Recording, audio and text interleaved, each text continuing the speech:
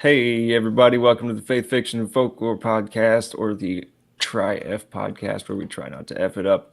I'm Cody, that's Gary and Trevor. Today we're talking about some subject matter, and that subject matter will be a guy named Billy Carson, and he got stomped in a debate, and we're going to find out that Joel Osteen sucks again. There you go. Gary? Sweet. Again. I am fantastic, Mr. Cody. How are you? I'm pretty good. Awesome. Pretty good. How's Trevor? Who's asking? Me. Yes. Cool. That's Trevor's an answer. alive. Yeah, Trevor is breathing. He is sentient. Oh, hang on, let me check that. That not what? Did you just do a nose joke? Who knows? Oh my gosh. Oh, wow. Let's just That was start rough. this episode before this gets any more painful.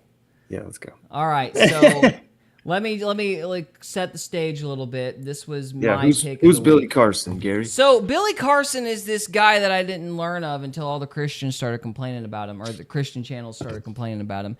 Apparently, he has been on the PBD podcast and Joe Rogan, and he's been, I guess you would say, kind of one of those ancient civilizations into esoteric stuff and weird texts, ancient texts and stuff.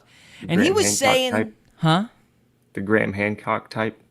Yeah, kind of in the same realm. Right. Okay. Exactly. So, but he was saying that, certain manuscripts claim that Christ wasn't crucified, and he's been making a splash in all the Joe Rogan type podcasts. Well, he met a textual scholar named Wes Huff. Now, I'm not a big fan of textual criticism in general, but Wes Huff is an expert in that realm. And apparently he kicked poor Billy's teeth in.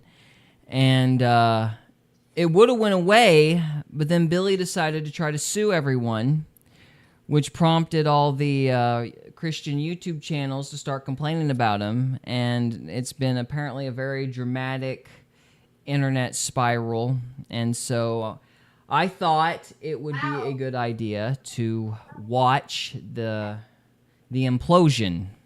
So that's basically it. Are we ready to see how this goes? Heck yeah. All right, let me get the technical stuff dealt with here. And here we go. All right, what's up, everyone? And I'm trying. Hang on a minute. I already screwed this up, didn't I? Your producer sucks, everybody. My mistake. I forgot that I'm supposed to actually share the visual with everybody because I am a moron. Okay, we're back. And we're professionals.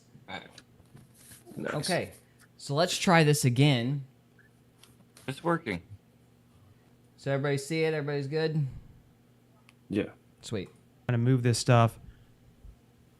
Audio And, good? yeah, they'll do an awesome Sounds good. job Okay. editing this intro to make it way more fancy than this. But I'm here with my good man, Billy Carson, who I've known Billy personally for some years now. Yeah. Solid friend, great character, businessman. He's been on Elevating Beyond last time, sharing your whole story behind the story. And what you hugely specialize in as well, you just came back from Egypt, is like the emerald tablets. You've been studying those since what, you were like 6 or something, I think? No, not the Emerald Tablets. Oh, okay. Yeah, the Emerald Tablets I've been studying for the last probably 10 years. Okay. Yeah.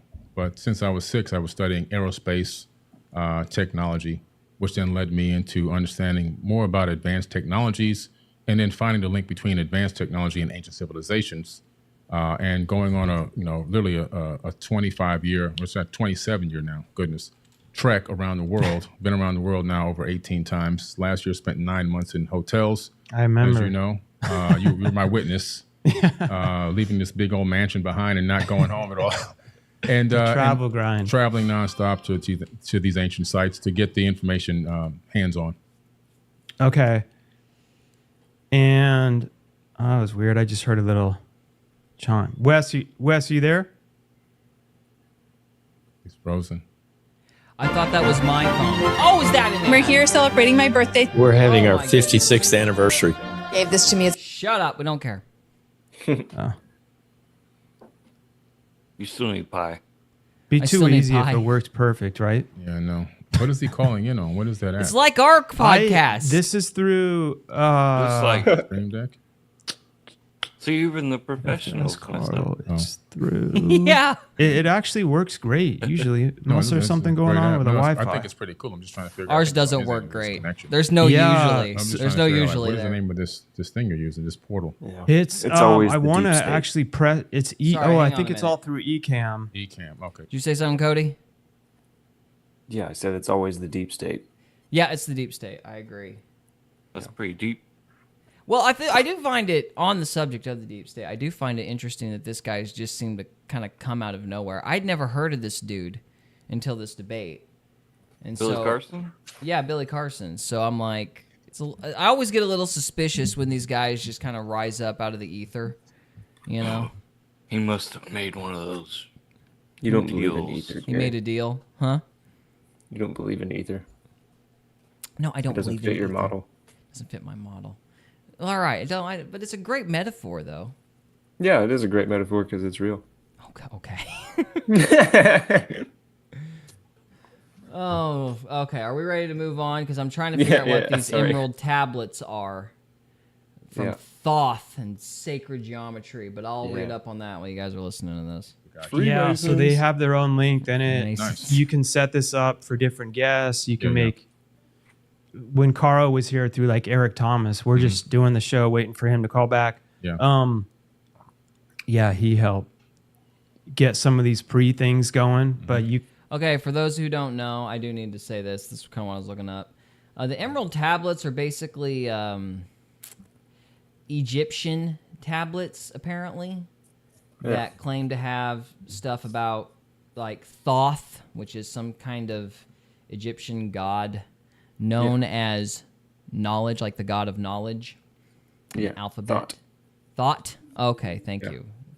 So yeah, it's basically tablets explaining architecture and astronomy and mythology and all that good stuff. So just wanted to explain what those were. So one of the tablets is about thought, and then the sacred geometry. No, Thoth is the idea of thought. The god Thoth is the idea of thought. Okay, gotcha.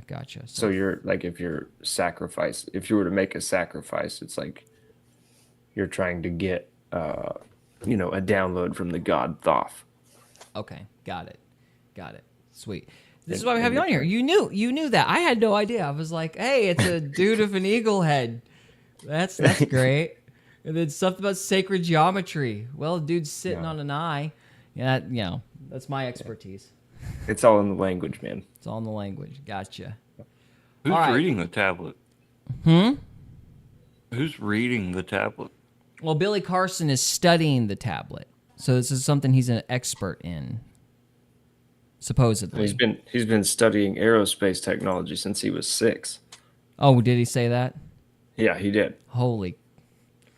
So I he's can't a- imagine why this debate went so wrong. So he's a genie ass. All right, moving on. Moving forward. You can get way more fancy if you got someone that. Yeah. no, I'm just like, pretty how do cool. I do it? Yeah. to No, where- I think it's a pretty cool platform. Let me exit, try to jump back in. Okay, cool. So we'll figure this out in some editing and stuff, or maybe we'll just leave this in. But as Wesley's getting ready to jump on, Wesley Huff is with Billy, like you can watch the previous show, and I've had the honor of being on his podcast. So like-minded in so many ways, and I've been talking about this for a while. I'm like, it'd be interesting to have you on and discuss. I don't love overly getting obsessed with the word religion, so I would say more of where some of the beliefs differ.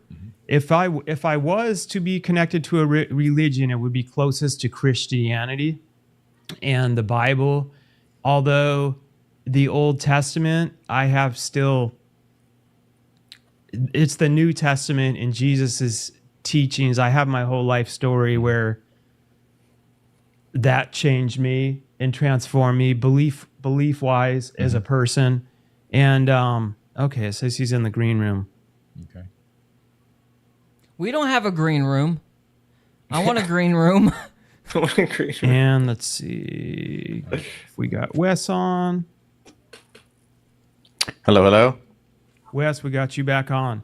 So I'll introduce Wes too, but yeah, what I was just saying real quick, Billy, too, is I also a shared belief, I think, too, with you, with God, is I also believe, I know God is within me too. Mm-hmm. It's just, and I don't believe that it's like you have to do 20 circles in the sand and like do a ritual to that was through like my connection with Jesus, where I know throughout my life, that's been my, when things are tough, it's like the strength of God is literally within me. Right. As so like where we do agree on, where like a lot of the heresies and stuff through over religious practices would be like, no, you have to come through the head of this church to be blah, blah, blah, you know? Right. And personally, and we're about to get Wes on, so we can have two really smart people in this talk about it, but I'm just breaking it down to my level of my understanding. That's been what really drew me in, is kind of when Jesus came and flipped all that on its head and was like, no, we're not, what was it, like the Pharisees, like what were the hype? He's like, we're not having to go through all the rules. He's like, they're actually worse than this thief right here. I'm gonna see if I can get and the really head of looked this at what guy. was in This people's guy's, hearts, you know? Right. And I think that's a beautiful thing. I know it has been for my life, but I'm And that understanding that the whole world is going to transform instantaneously. And I think at the second coming is the coming. Let me run back a little bit. Here we go. no, we're not. What was it, like the Pharisees? Like what were the hype? He's like, we're not having to go through all the rules. He's like, they're actually worse than this thief right here, and really looked at what was in people's hearts, you know? Right.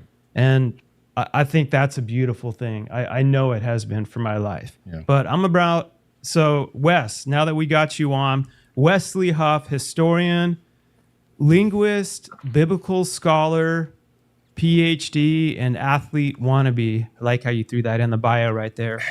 And great hair. And Wesley, What? my man, I think it would I just said, and great hair. And great hair. That is good hair. That is some fantastic hair. Anyway, sorry. be great to I know you guys were both recently in Egypt. There's tons that I'm interested in, that how all these things show up in Egypt is baffling to me. But just going right to it, I had here, Billy, you talk about how Jesus was never crucified, which is interesting because my wife, who's a Muslim, they believe that as well. Their beliefs, from what I understand from her, are they don't think that Jesus, as they believe is a prophet, God would have him killed. But I don't think they have any historical evidence, as far as I know, as to what or how or why they believe that. I'm curious for you guys both, and if you want to, I guess, go first, Billy, as to how you came about, like the findings where it seems that Jesus was not crucified, or that's not accurate. Sure. And in my videos, and if you listen to the podcast, the statement is according to the Sinai Bible. Okay. According to the Sinai Bible, Jesus wasn't crucified in that Bible. And that Bible predates the King James Version of the Bible. And the text there actually is about 12 to 14,000 differences between the Sinai Bible and the King James Version of the Bible, which came much later. And then also one of the things that were interesting is that they discovered the book of Jesus' wife, which is at the Harvard Seminary, which according to some scholars, it's a little controversial, but they claim that this is an accurate record that Jesus may have even been married, which then, adds more, if that's true. Which Bible is it this? adds more to the hypothesis. Oh, it gets good. It's not a Bible at all. The Sinai Bible? The Sinai Bible. There's no Sinai Bible. He's calling a different document the Sinai Bible. Like Sinai? Yeah, like Mount Sinai. Huh. Yeah. Okay. The response is it's a thing of beauty. So. Is that maybe he wasn't crucified. Fill that up with I just personally believe that Jesus was an amazing human being. I don't think that he was the Son of God in the sense that he's God, but that we're all gods. As he said, ye are gods, and that we're to do greater things than him. And I just personally believe that Don't you love that? That's just the feel-good message of the day. We're all gods, guys. Yeah. It's like, if we're gods, we really suck. Yeah. People will they'll just believe anything you say once you tell them that. Yeah. Yeah. Hey, I'm gonna turn my camera off and mute myself, but I'm gonna keep watching. Sweet. I'm gonna Sounds eat good. this pizza real quick. Sweet. We don't need to watch that. This is not a mukbang video, sir. So. All right. All right. Trevor, you got any thoughts while he's eating pizza? Hi, Callie. No, it's Gary says hi. Hello. Hello. hello. No, as soon as I heard him say Sinai, I was like, isn't that like a reference in the Bible? Yeah. I was trying to think of it. Yeah, no, this is fantastic. I love this guy's rebuttal to this. So it's from the mountain Sinai. There is no Mount, like, well, yes, there is a Mount Sinai, but there's no Sinai Bible. Like, this is a term he's made up, and it's a tactic. Like, he's doing it basically, in my opinion anyway, he's doing it to throw people off. Because there's all these documents, and all these scholars kind of know about these documents, like they're numbered, they have different titles and things like that. But if you throw out some random term like the Sinai Bible, then people's immediate reaction is going to be, have I heard of that one? I haven't heard of Sinai. You've got a new document? What is it? That's kind of what he's betting on. He's wanting people to kind of get thrown off. Yeah, the and then term. when he said it predates the King James version, I was like, there's lots of them that actually predate the King James. Yeah, well, Well, it's like, yeah, it's nonsense. It's just, the term Bible is just to kind of throw you off and make you think it's an actual Bible when it's not. But it's got its own, he's referring to a completely different document, and we'll see that here in a second. So It's basically like watching a History Channel and then saying that, oh yeah, I saw this on like a 5-minute segment of the History Channel, Well, and then calling it a part of the Bible. it's also kind of like calling ancient aliens history. You know? Because they are history, because they're ancient. Yeah, it's got ancient in the title. That makes it history. Just automatically. All right, anyway. the return of the Christ is the return of the Christ consciousness. When we can all achieve a certain level of knowledge, wisdom, passion, understanding, empathy, love that he came to this planet with, and we get that in our mind and our consciousness, and we can act on those incredible emotions and that understanding, that the whole world is going to transform instantaneously. And I think at the second coming is the coming of the Christ consciousness to the planet, not a human being flying back to Earth to save people. Don't you love that? I just want to comment on it's a Christ's consciousness. He's not actually a person who's relevant. It's a consciousness, which is just bullcrap for being a nice person. You know? Is there something wrong with that? With being a nice person? person? Well, how do you define what a nice person is? Is a person who point. smiles while there's some horrible atrocity going on beside him a nice person? Oh yeah, because you could be a nice person to one person, and then the very next person, Yeah. you're not a nice person. Define Christ's consciousness. What does that mean? How would you know if you were participating in Christ's consciousness or not? Spend 40 days without eating.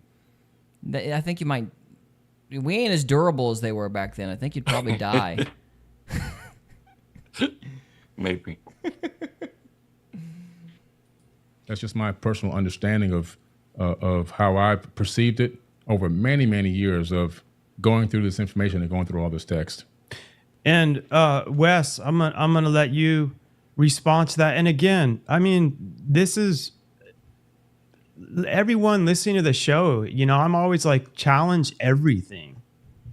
Learn to critically think and continue to come to your conclusions.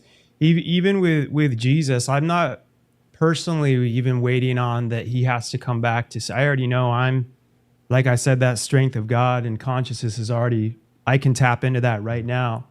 So you don't have to wait for him to come back.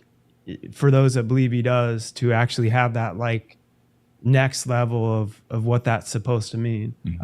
But Wes, go ahead on for what Billy was talking about, I think with a book in the Harvard Museum, and I heard something about Jesus's wife, which that's, yeah.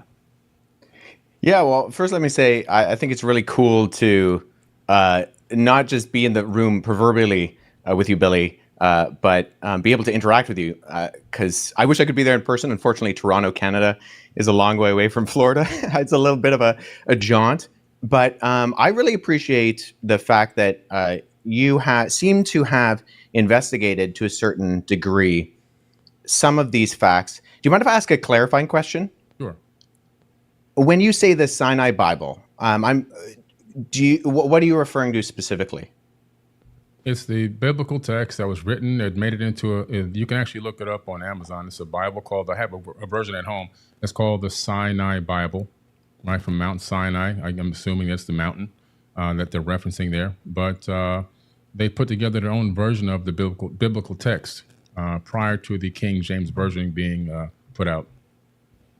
Sure. So when you refer to the Sinai Bible, would you be referring to Codex Sinaiticus? Like the codex that comes. Okay. That's why I was trying to get some clarification, because so you can actually go and see Codex Sinaiticus is at the British Library. So you can go and see it. It's on display. And the British Library has actually digitized the entire manuscript. So I work with manuscripts in my linguistic work. I'm an expert on early Christian scribal culture, and particularly in Greek and Coptic manuscripts. I actually have a facsimile. So I have a photocopy that was done by the British Library of Codex Sinaiticus that I work with in my office. So I have it here. And the only reason I asked for clarification is because I want to make sure that what I'm addressing is actually what you mean. Gotcha. And not addressing something else. Because the Codex Sinaiticus in particular is just it's a 4th century Greek manuscript. Mm-hmm. It comes from approximately between 325 and 350 AD. And its text of the Gospels reads almost identical to the modern Greek text that we develop translations from. So my curiosity is just simply in kind of exploring, when you say that it denies the crucifixion or that the crucifixion isn't there, I mean, I can go on right now, Codex Sinaiticus, and I can look up the end of, say, Matthew 27, where it has Jesus being crucified. And that's in Codex Sinaiticus, or, the John 19, or any of the other ones. So I think my confusion is that it doesn't read any differently. So actually, are you able to pull up a website with the viewers or listeners or whatever be able to see that? Right now to make sure I have the version that I'm looking at. While he's pulling that up too, I was just reading while I was eating that pizza about this Sinaiticus thing, and it's missing the end of Mark. Is that what he's? No, the end of Mark is where Christ is ascending. That would be Mark 16. Yeah. And so that's where he talks about. It's kind of I don't know what to do. It's the ascension, but the crucifixion happens before Mark 16. Huh. So he's not referring to that. He's referring to the crucifixion being denied. But no, the end of Mark 16 is like a little bit. It's just a different version of the ascension. All right, gotcha. Well, not different, but you know what I mean. It's the ascension. So anyway, but yeah, so it's not the Sinai Bible. It's the Codex Sinaiticus. Codex Sinaiticus. Yeah. So all right. I keep saying to all the people that aren't scientists traveling the world and linguists, I don't even know how to pronounce it the right way, like me. Yeah, linguists. What cyanide? I keep thinking of cyanide, like the cyanide Bible. So Right. is that like a version? So from my own knowledge that I know, like when I really studied all this, what I thought was interesting about the Bible was how many like different eyewitness. I studied C.S. Lewis back in the day, how many different eyewitnesses and stuff there were. And they went on purpose to mention so many other names that they were able to like cross-reference throughout history and throughout those times, from my understanding. And those were different things that I always thought were kind of interesting that I felt was a good concept of proof. And then I want Billy to answer. And also, I'm just curious, like the Sinai Bible, where was that piece I found discovered? the text where I was referencing. Actually, I was misquoted. I misquoted there. It's the Gospel of Barnabas. You're not a child. You're a man. So stop wearing I'm so not. many I'm a layers to child. go Shut outside up. and get the bare. Okay, yeah. So it's the Gospel of Barnabas now, which is I think that's a Gnostic text. We'll see if I'm right. Yeah. But Well, it was found with this text. okay, so it was found with the Sinai Codex Sinaiticus. Is Barnabas in the Apocrypha? That I don't don't know. know. I don't know. It does reference Barnabas. As far as I know it can references, remember. but I can't remember if the Gospel of Barnabas is. I don't recall. I'd have to go over it again. Well, let's find out. In the what's that the African Bible, The Ethiopian Bible? there it is Okay. Well, that's good because that was a completely random guess on my part. I was just throwing out a country. So Well, it's got 100 books in it. I mean, it's the most complete one we have, so okay. I was just wondering if Barnabas is in that one. I don't know. Yeah, I don't know what he's referring to exactly either, but we're on to the. But you were saying that the Gospel of Barnabas is associated with this Codex Sinaiticus? Yes, it was found as part of this Bible. Okay, got it. All right. Well, so that's good. So let's deal with that too, because I've actually worked with. There are two manuscripts of the Gospel of Barnabas. The Gospel of Barnabas is a really interesting document because it is a known forgery, and so that's why I think it's important to get to these sources. So, at the very start of the Gospel of Barnabas, which we only have two copies of, one is in Italian and one is in Spanish. We see right off the bat that the Gospel of Barnabas, not to be confused with either the Epistle of Barnabas or the Acts of Barnabas, which are two apocryphal documents from the 2nd century, but the Gospel of Barnabas in particular, we know it's a forgery. So, Cody, I got a question. Was it one of these other two versions of Barnabas, or was it the Gospel of Barnabas in this Sinaiticus thing? It was probably the Apocrypha of Barnabas or something, or that. So it's probably either like the Acts or the Epistle. Yeah.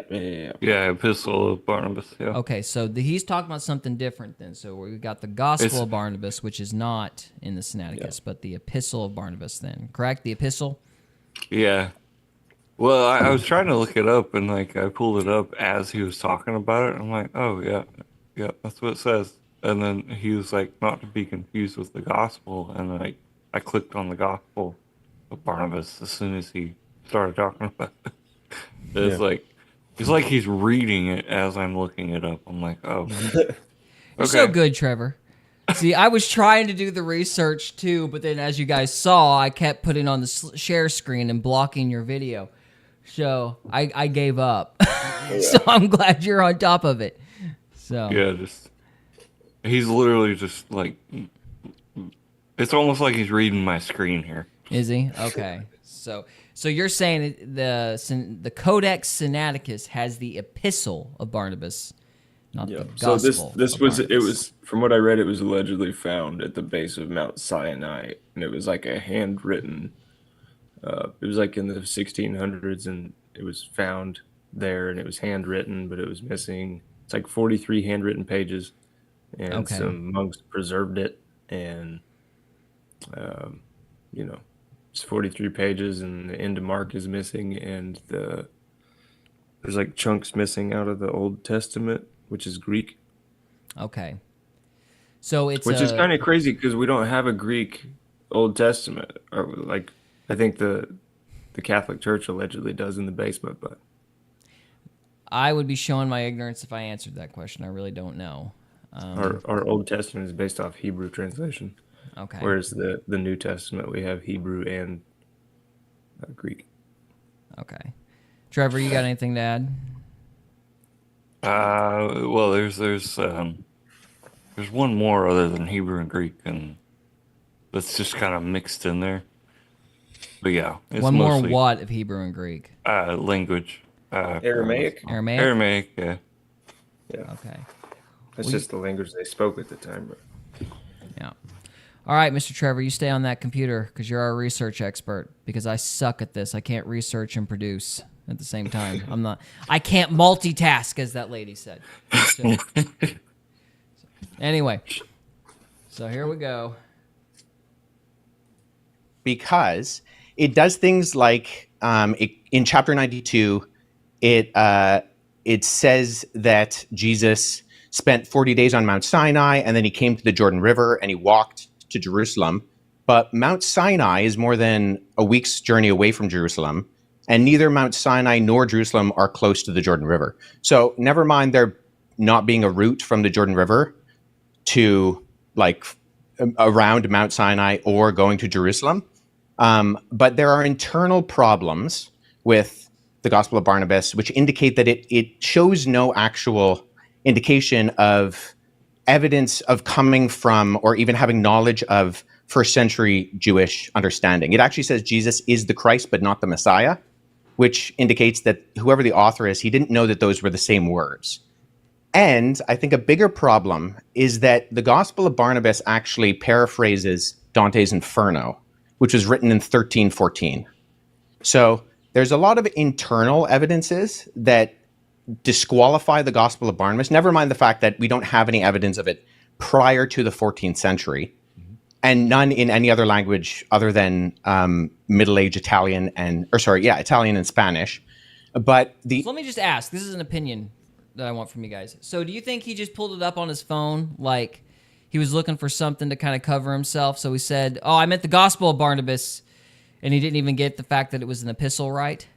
Yeah. That's what you think's going on? Yeah. Yeah, that's kind of what I suspect. he's- Cody? probably just watching a bunch of videos that make him feel good. Oh, And like once you have that idea hooked, it's like it doesn't even matter like what it's called, like the gospel and the epistle. It's like he's like, oh, I don't care. In the back Yeah. of his mind, he doesn't care what it is, if it's real or not, because he wants to believe it because it makes him feel like a god or whatever. you know, that is actually very profound, what you just said. What? I just heard a gunshot. Hang on a sec. Okay. Well, that's not good. We're going boom boom. Oh, sorry. This is live television, or live streaming live television. Huh. Well, I hope everything's all right. That's all right. While he's dealing with that, I'm the only one watching, so it's all right. you're what? Hold on. Yes. Is that better? Is what better? My mic. It was better before. Now try. I keep having issues. You sound good on this end. Well, I keep having to like lean in, and then like I As you was lean out. fine. I was fine here, and then now I have to lean like really close. Well, I mean, you sound good on this end. Whatever you're doing is working, so keep it up. We'll try to... I gotta get you one of my mics, so Okay. you don't have to do that. What's up, y'all? What's up? Sorry. Is everything all right? Yeah. You good? Yeah. Callie was out back. She heard it too. I don't know where it came from. It was pretty close though. Yeah, well, hopefully that doesn't turn into a bigger deal. Yeah. Yeah. Are we all ready to go on, gentlemen? Yeah. What were you gonna say? Because I said. Oh, that that's once the idea is hooked. well. It's what you said was actually quite profound because he later did a live stream to refute this debate, and during that live stream, he goes on this like anti-Christian tirade for forever and a day. Yeah, And so this I is think doubling down. Yeah, and so I think that kind of confirms what you're saying, that this was kind of one of those deals where he wanted to believe that Christianity was basically fake, and so he's so eager to believe it that he's not really paying attention to the details. Yeah, it's like his belief is held up by a bunch of these little knots, right? Yeah. And when you untie one, they're like, "Hey, what the fuck?" Gotcha. Yeah, no, that makes sense. Well, it's also like, when someone's like, "Oh, I don't believe it because the Bible contradicts itself," and then you ask them, "Show me where it contradicts itself," Right. and they're like, "Well, I don't know. I haven't read it. I just saw a video and I believed that guy. I just saw it on TikTok or something." Yeah. And I'm like, "Okay, show me the exact text where it contradicts itself, and I'll explain it." Yeah. Yeah, no, I've kind of had the same. When you ask for details, it's kind of like, well, I don't know what you mean. I just saw it on a video one time. Yeah, that's kind of been my experience as well. So, Yeah. ready to move on? Yep. Let's do it. All right.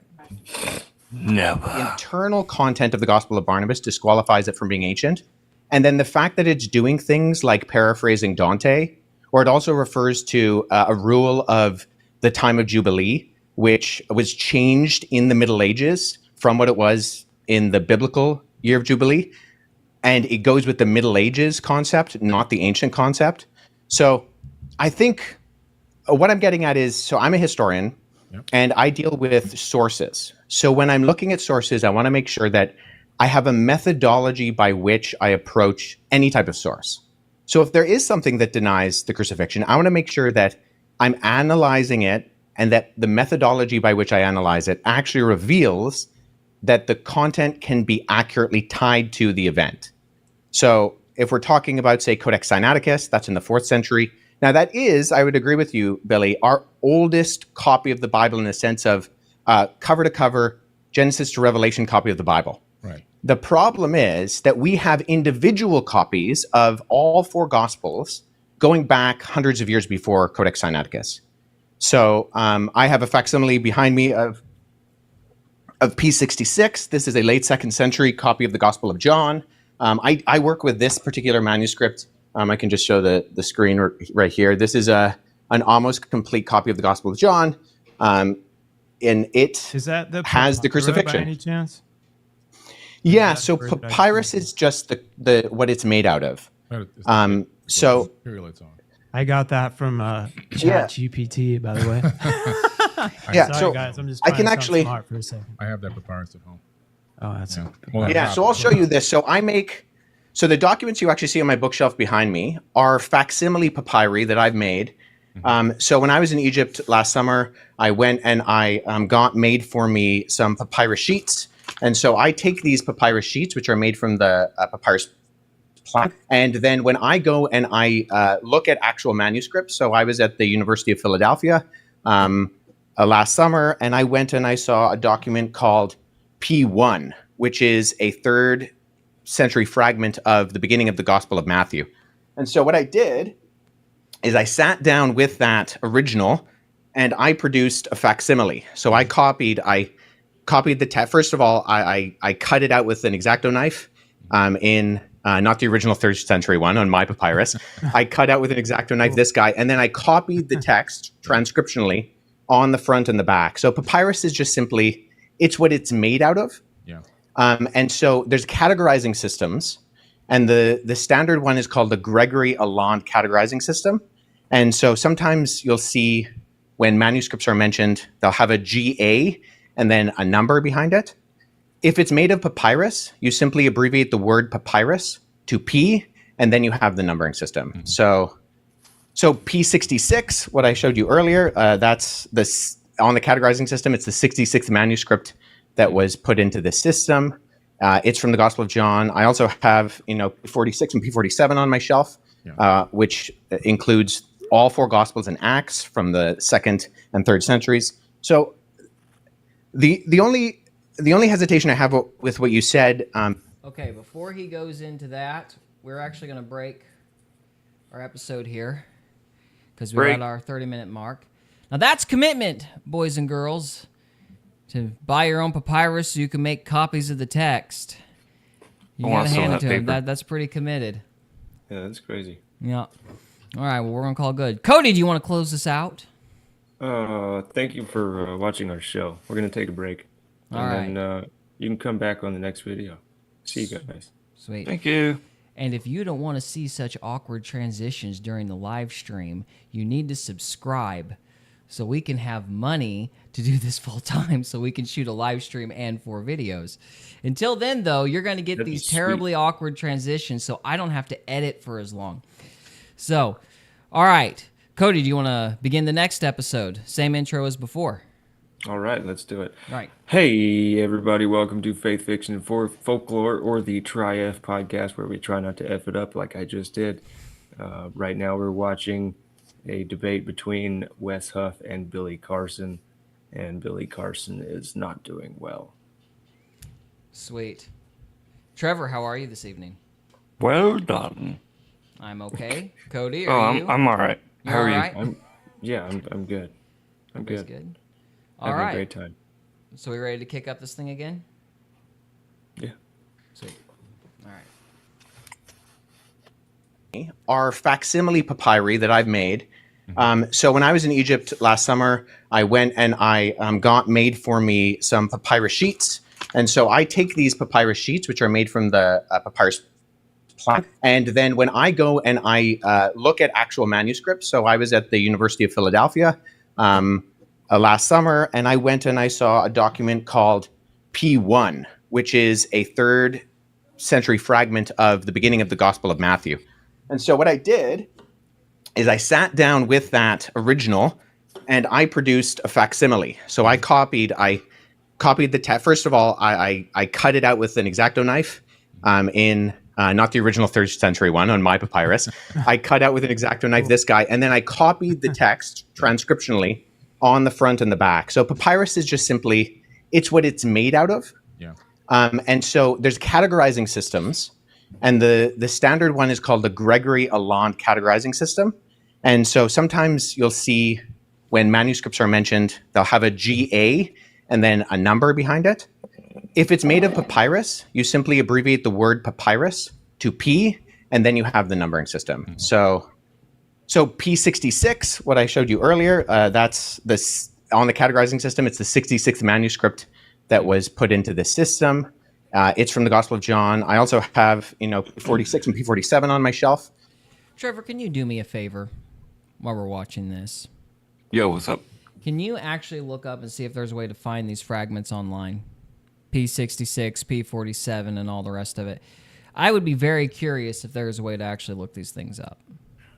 Are they part of the Apocrypha?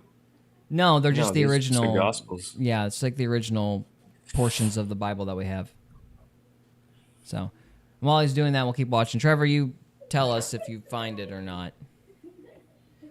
Appreciate it, man. Which includes all 4 Gospels and Acts from the 2nd and 3rd centuries. So the only hesitation I have with what you said, Billy, is that we have single copies of the Gospels that can be dated to the 2nd century that all do have the crucifixion. And so if we're relying on something like the Gospel of Barnabas, which is not just like, it's not that there's debate about it, it's that it's a known forgery. I mean, no one's referring to the Gospel of Barnabas as anything other than... If you say it's a known forgery and expert, I'm going to go with that. Let's talk about the Old Testament a little bit and leading up into the... So, he dropped the point. He's like, I'm going to go with that. If you say it's a forgery. So, that pretty much negates everything he said about the Codex Sinaiticus, which he called the Sinai Bible. So, that was a pretty slam dunk case, as it were. I don't think it doesn't undo everything. I mean, it doesn't undo that whole copy of that Bible. No, but that undoes the claim that he made about it not having the crucifixion in there. specifically. Is that the part that was in Barnabas? Yeah, that was what he was saying was in the Gospel of Barnabas, which he originally attributed to being in the Sinaiticus or Codex Sinaiticus. But the Gospel of Barnabas is not in the Codex Sinaiticus at all, apparently. It's the Epistle of Barnabas. Correct, Trevor? Correct. Right. So he was misquoting what... So the book he was referring to wasn't even in the Codex Sinaiticus. This is pretty funny. Yeah. So that's pretty brutal. He's like, "Whoop, you got me there." Yeah. He's like, all right. Gee, I'll concede the point. So I guess the next thing we need to refer to, we're not going to watch this whole thing, but I did want to get to this whole business about the gospel of Jesus's wife. Oh, that's so silly. I think that's the next thing. Oh, the way that it was discovered to be a forgery is even worse. It's fantastic. So I don't remember exactly how it all times out. I'm wanting to get to that part before we close this thing out, though. So, Trevor, are you having any luck, good sir, or is Google being cantankerous? Well, I found it. So you can pull up these things. Yeah, you need to go to Wikipedia and find them on Wikipedia. Really? Yeah. Wow. Okay. All Yeah, right. There's 150 of them. 140. 140 of them on Wikipedia. Yeah. That's wild.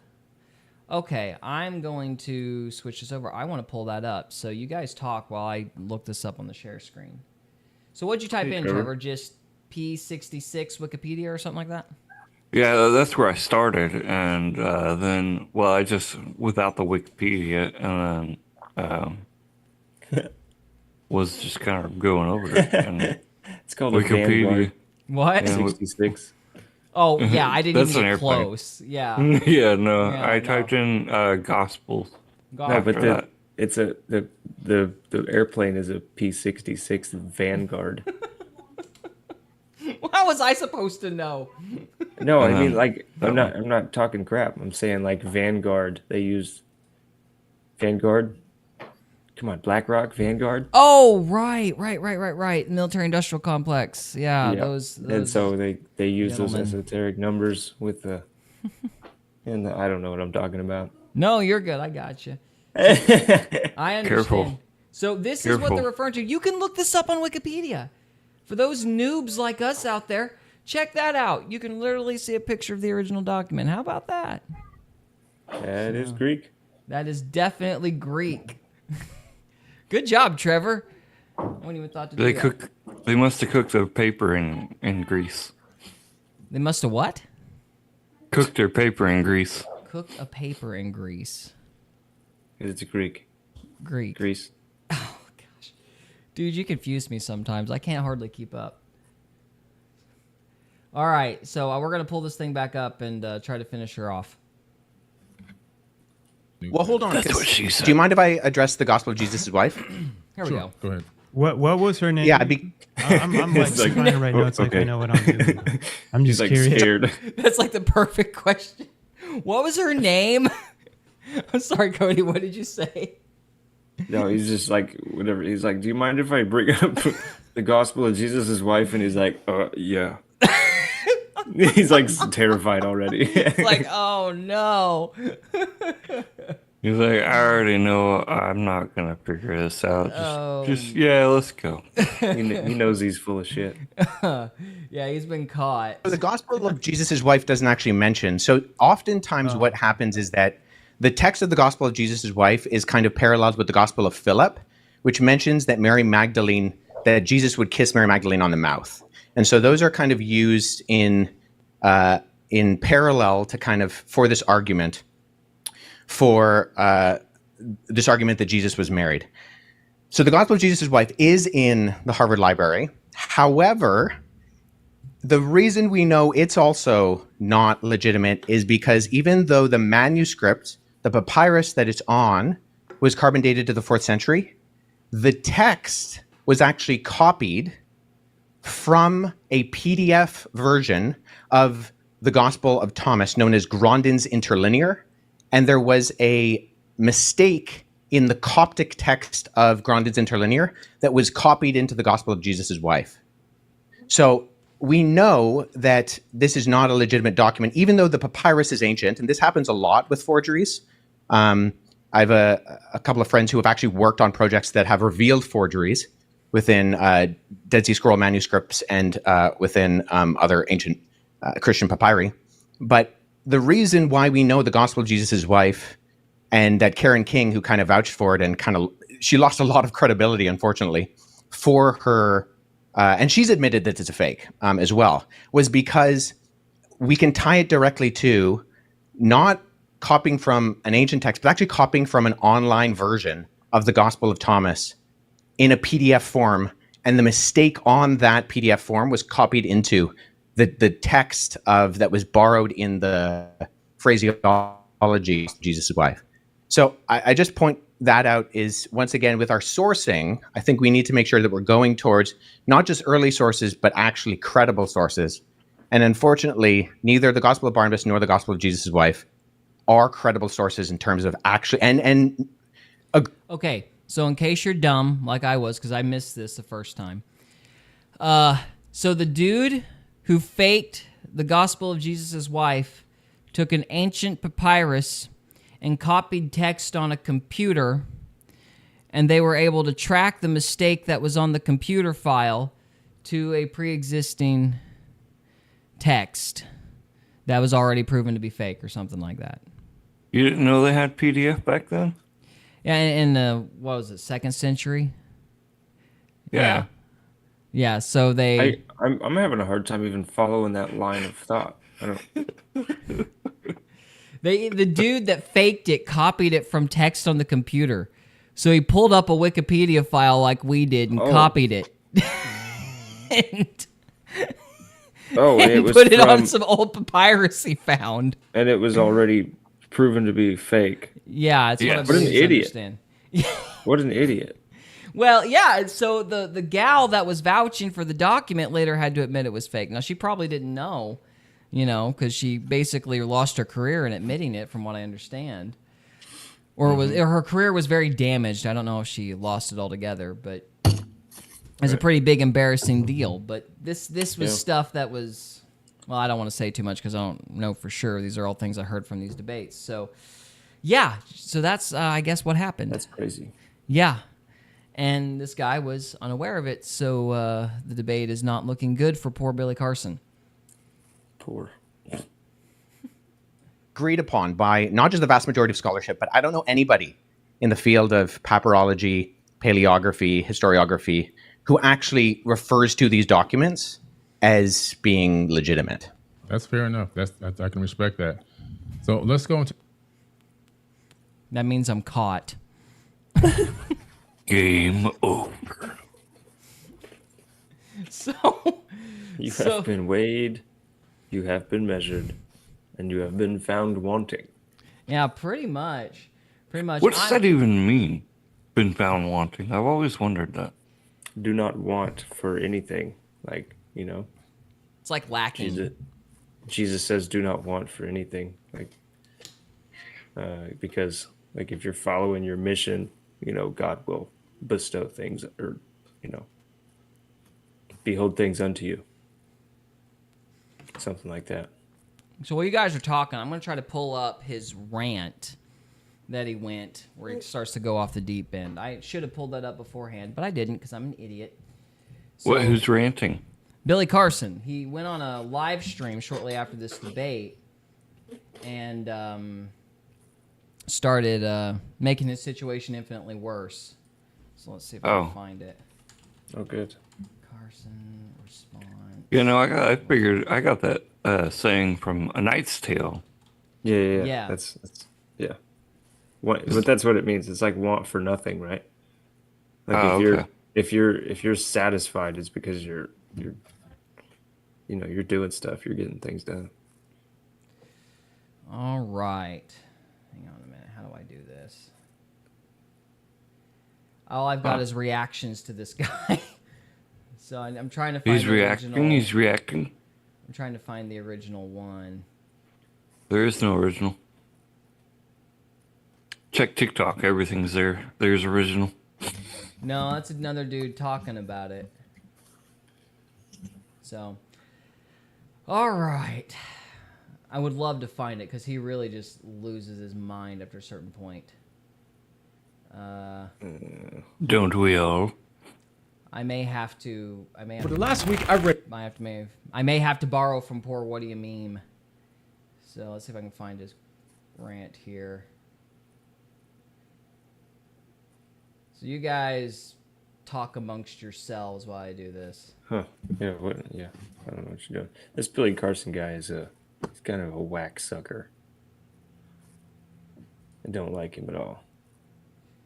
He's definitely a fraud. The thing that gets me is I'm like, how did this guy climb the ranks as fast as he did if he's clearly a fake?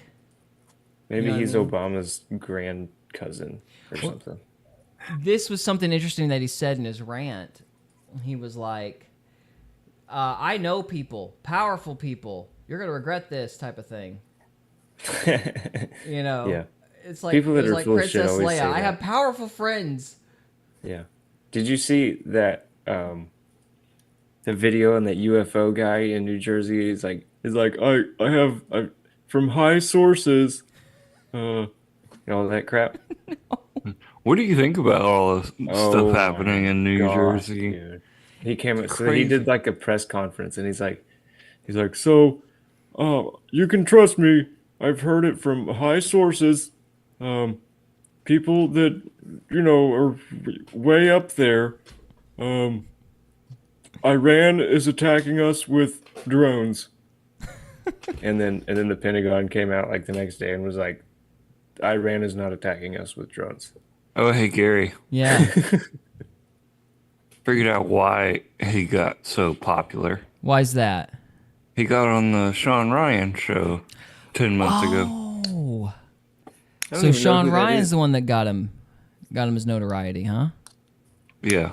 Sean Ryan's another podcaster. He's pretty big. Yeah, He's kind of up and up with I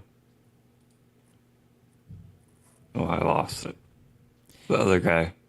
Joe Rogan. Who's Sean Ryan? Joe Rogan. He's up there with Joe Rogan. He's a big time podcaster. He does Almost. that kind of. What would you call this subject matter? Esoteric, topics, like folklore, like what we do, I guess. Yeah, but his is more kind of like military side Yeah. based because he's an ex-Navy SEAL. Yeah. Sean Ryan is. Yeah, I he's used to pretty listen good. to Jocko. He's pretty cool. Yeah, I've listened to him. I think I might have found something, but we are going to have to shamelessly steal from Sling and Stone. Sorry, fellas, I'm lazy. So Hey, they like to sling their stones, so it's all right. yeah, but we're stealing from them who stole from Billy Carson, who stole from Murder Forgers. So It's technically not stealing because we're not getting paid yet. So this is kind of a ripple effect of laziness. So Yeah, it is. It's the butterfly effect. it's a butterfly effect, right? That's what we need to do though. For if we run out of time on the Mary review, we need to talk about this UFO thing in Jersey. Yeah, let's That do should have occurred to me. We could totally do. There is so much footage on Twitter. Like I could pull it off the It's top of my so head. retarded. Yeah. There's so much Dude, I think footage that's what we saw. everywhere. What? That's what we saw the other night. It was a drone. It was a drone? Yeah. Yeah. I'm thinking it's Uncle Sam going, it's Project Bluebeam. You need us. Don't throw us out. But anyway. Yeah.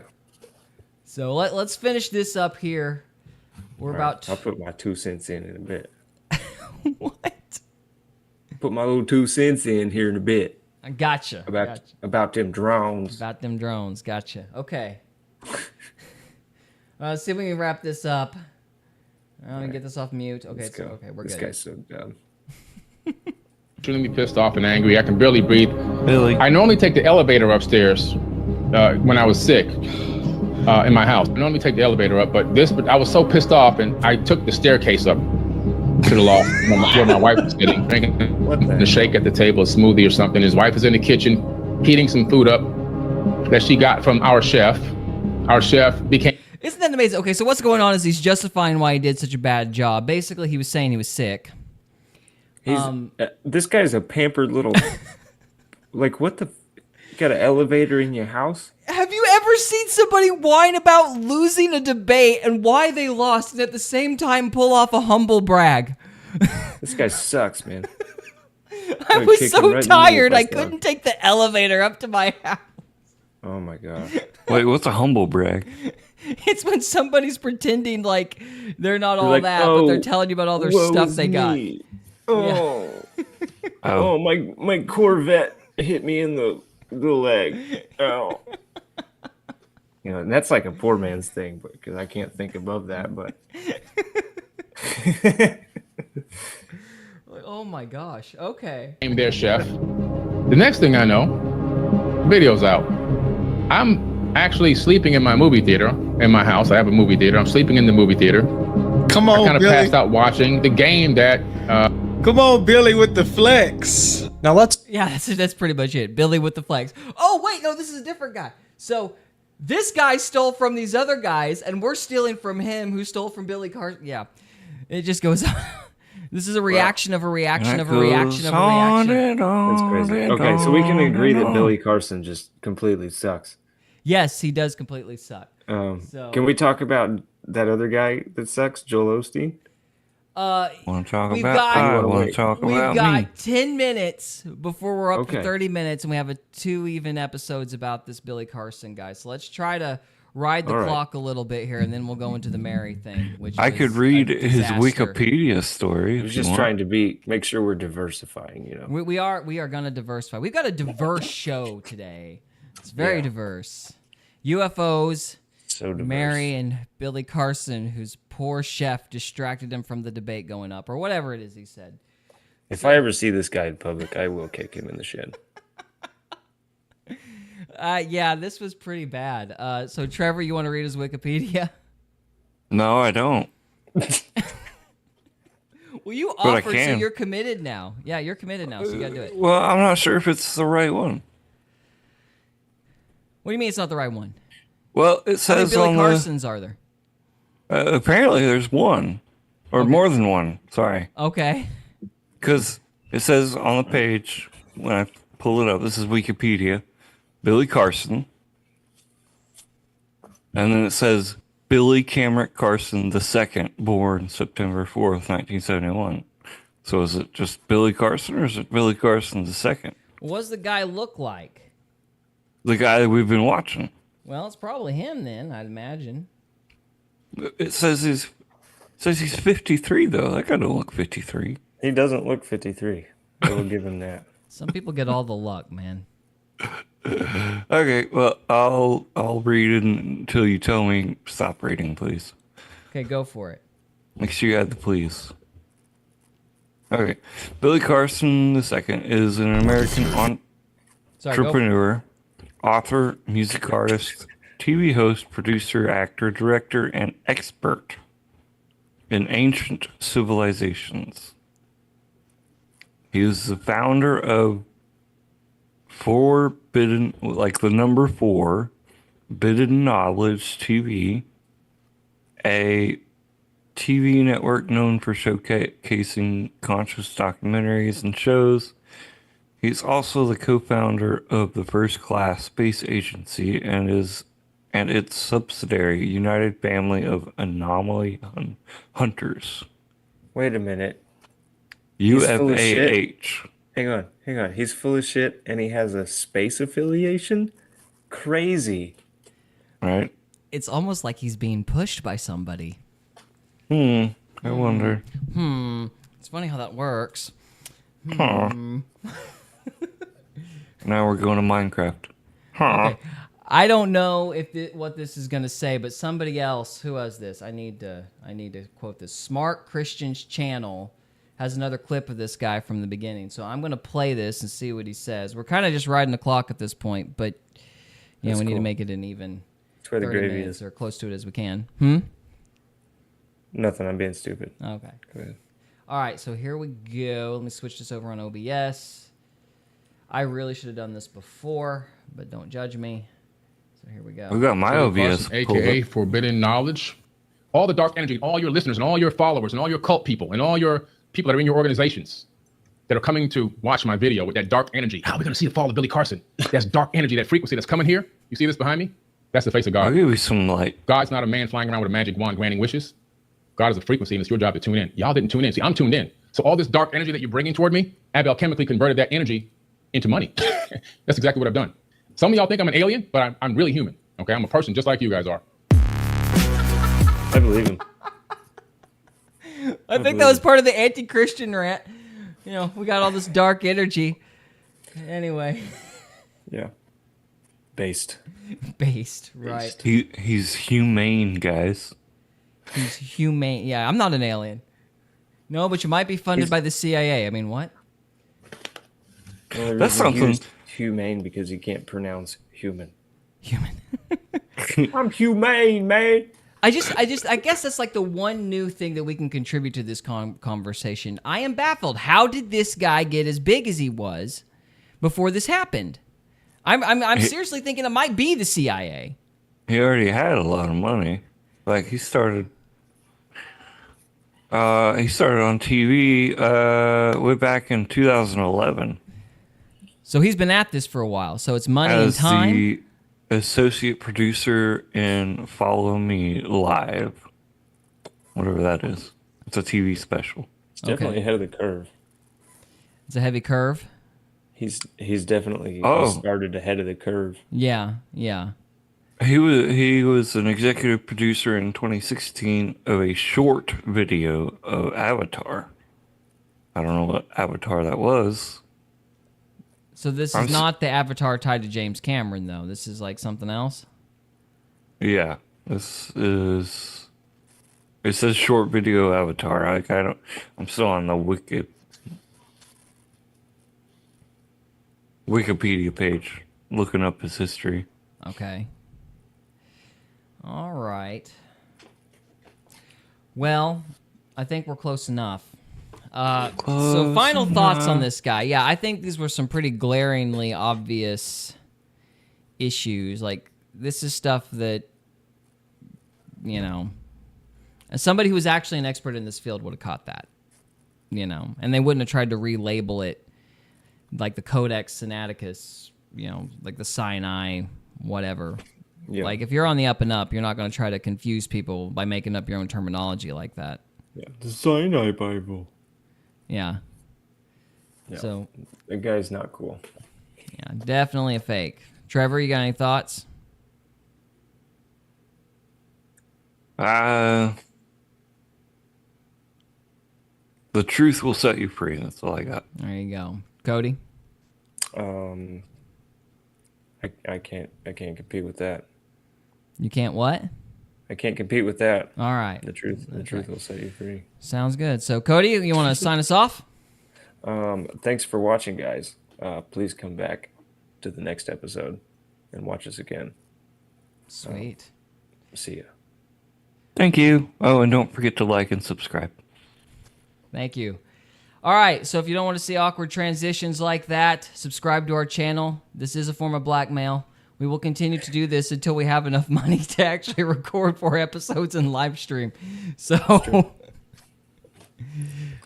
yeah. And maybe live stream and record. There we go. We're live streaming and record.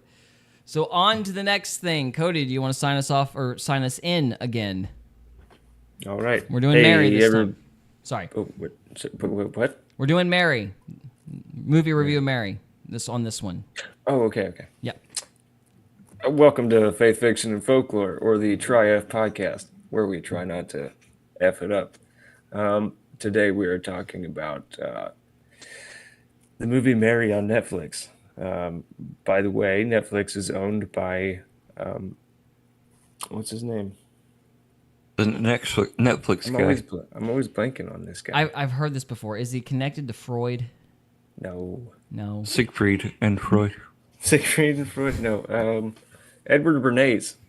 Okay. So Edward Bernays got hairnets and women to smoke. He got all that. How did that happen? Oh. And then he had a grandson, and that guy owns Netflix. So you got to kind of wonder about anything on Netflix. It's like it's all a ruse. None of it's real. Reed Hastings.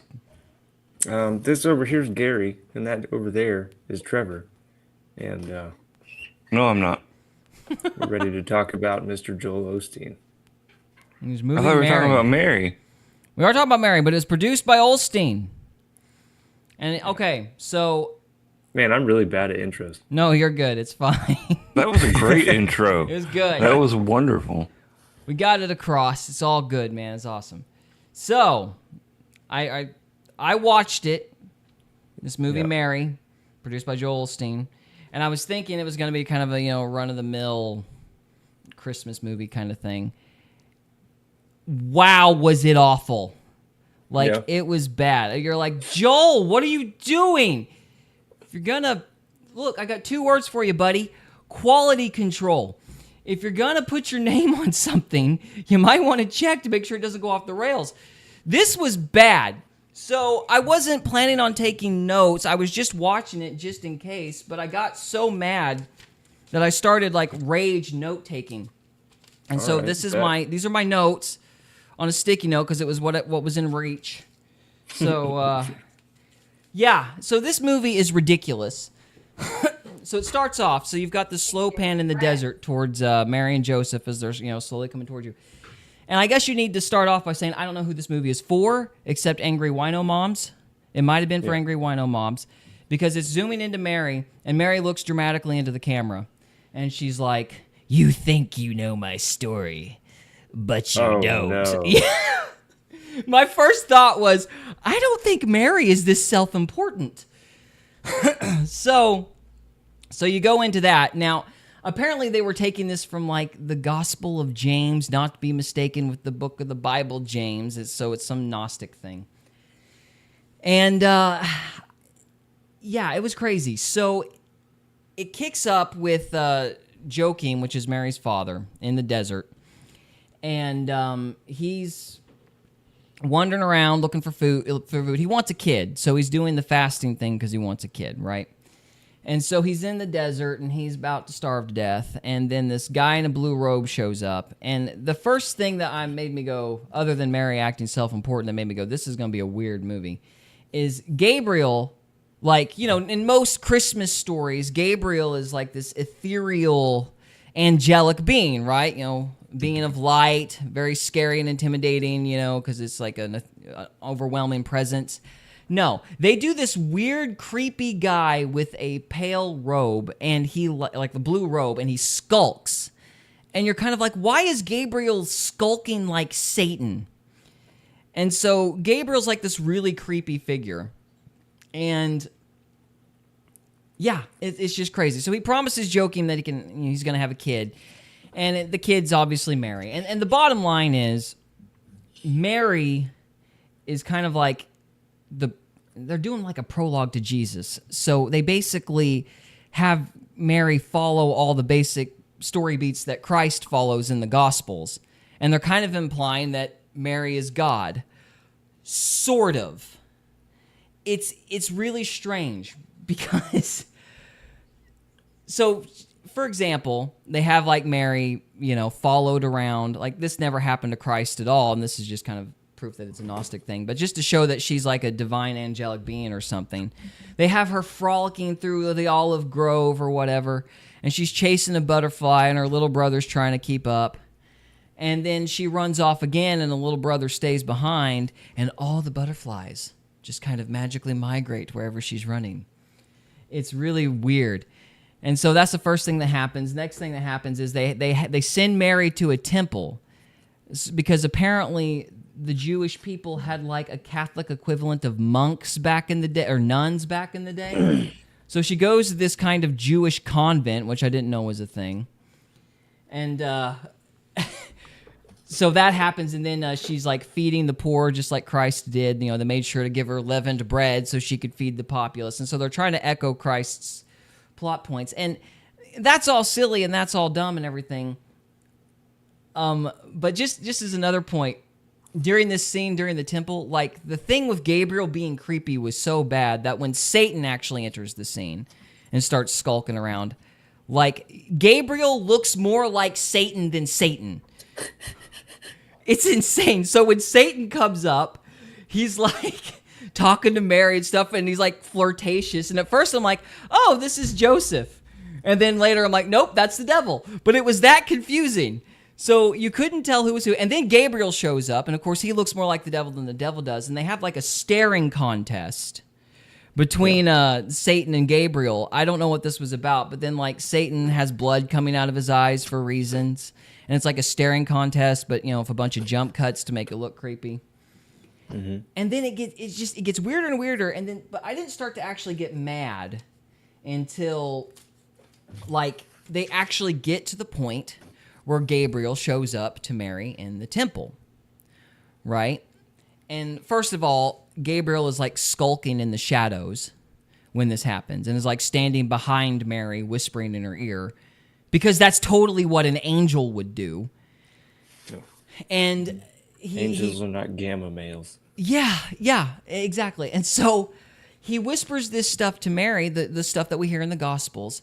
But for whatever reason, after all this girl power crap for Mary, Mary's shining achievement in the Gospel is her like willingness to submit to God's will.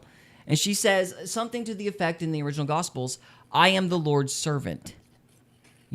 So she basically says, I'm whatever you want. They take out that line. Like, that's like her crowning achievement in the gospel, is that she goes, "I'm the Lord's servant." She's like, submissive. She wants to do God's will. Huh? I said, what the hell? Yeah. But instead of saying, "I am the Lord's servant," she says something to the effect of, "Let it be me." I'm like, why would you cut that out? Why would you cut that out? That makes no sense. And so, because it doesn't follow the women's empowerment thing that they're doing right now. I guess to "I am the Lord's servant" was too like passive.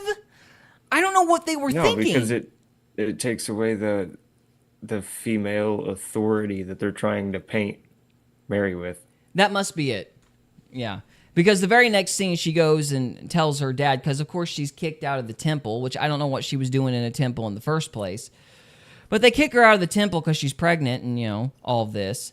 And she goes and tells her mom. And the mom's like, "Don't tell your father," essentially because he's a man. And then, then she goes to see Elizabeth to hide the fact that she's pregnant. And so, let's see, what else?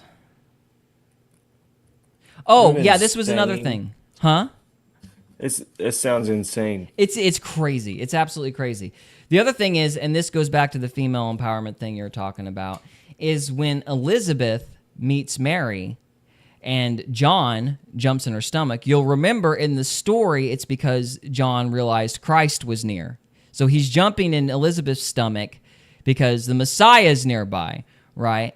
Well, in this special little edition, Elizabeth goes up to Mary and she's like, "Oh, my child jumps at the sound of your voice," as if Mary is the one who is the special one, not the Son of Man inside her stomach. So it's not Christ who's the important figure in this, it's Mary. Right. Yeah. It's insane. Yeah, it's nuts. It gets worse. So like the word strength is just repeated over and over and over again, And, because "You're strong. Be strong, Mary. Be strong, Mary. Have strength, Mary. Be strong." Just like 37 times. And then when you get to Joseph learning that Mary is pregnant, so in the Bible, Joseph divorces Mary quietly, right? Or he decides he's going to divorce Mary quietly. Only an angel says, "No, this is from God. You shouldn't divorce her because this is God's will, and God did this." So God tells Joseph, "No, Mary didn't have an affair. This is something that I did." And so Joseph decides to stay with her because of that dream. There's no dream. Joseph never learns what actually happened at all. And there's no mention of him divorcing her quietly. None whatsoever. He storms off to find her because he's mad. And then Mary rushes off to find him. And the whole town is like, "Rubble, rubble, rubble, rubble, rubble, stone her, she's a whore," and all this. And so they're threatening to like stone Mary because she's had a kid out of wedlock. And I'm like, wait a minute. How could Joseph divorce Mary quietly if the whole town knows? It makes no sense. So they're reaching out for any victim narrative that they can find and exploit it. Exactly. Men bad, women good. And apparently Christ isn't even Christ without Mary being supernatural first or something. It's just crazy. So anyway, let's see. What else do I got? Yeah, it's all the same thing. I got really mad about the, divorce thing. So anyway, so finally they need to leave because the zealots are mad that Mary had a kid out of wedlock, supposedly, or whatever. So they tear up her house, and that's why they go to Bethlehem. Like, there's this passive mention of the census, and that's why they had to go, but not really. They went to Bethlehem because the zealots ran them out of their house. And during that scene, Jacob, Mary's dad, dies, and it's all very sad, and it's like, the hardships Mary's having to endure because, she's bearing the Son of God inside of her. It's real, I'm not saying it was easy. I'm just saying they're kind of hyping that whole thing up to make it seem harder on her. Mm-hmm. And so this was another strange thing. When they get to Bethlehem, the whole town knows the Messiah is in Bethlehem. I don't know why, but the inn is full. The inns are full, not because of the census, but because everybody knows the Messiah is in town, which makes no sense. That doesn't make any sense at all because Herod was looking for him. Exactly. And we'll get to Herod. Oh, we will get to Herod. So that happens, and then we finally get to the birth, and you thought you were going to get a barn. No, they couldn't even give us that. Like, it wasn't a stable. It was a rock wall. It was like the writers were saying, oh, you thought you were going to get straw and a camel and a manger. No, you don't even get a cow. You get nothing. You lose. So, Jesus not even is a born sheep? behind this like rock wall thing, not a stable at all, which makes no sense. And so then Herod comes in. Of course, poor Anthony Hopkins does the best he can with what he has, which is garbage. It's like, he signed a contract before he knew what he was getting into. Anyway, he tries, but anyway, Herod learns that the Messiah has been born, and he's like, well, who's the Messiah, right? Well, he orders the guards to go kill all the babies and stuff, but apparently that was too rated R for Joel Osteen. Because, first of all, Mary and Joseph, again, Joseph had a dream where an angel warned Joseph that Herod was coming, and that's why they fled to Egypt. But Joseph can't get a win in this story. So no dream at all. So some random guy rides up and goes, Herod's going to kill all the babies, and then just rides off. And I'm sitting here looking and going, who even are you? Like, you have no tie to anything in this story. It was Paul Revere. Paul Revere. Paul the soldiers Apostle. are coming. Paul the Apostle Revere. Yeah, the Apostle Revere rides up and tells him Herod is, on his way. And so they flee because Joseph gets nothing in this movie. Absolutely nothing. Nope, that would empower men, Gary. Huh? That would empower men, Gary. I know, right? A god talking to a man instead of a woman. How awful.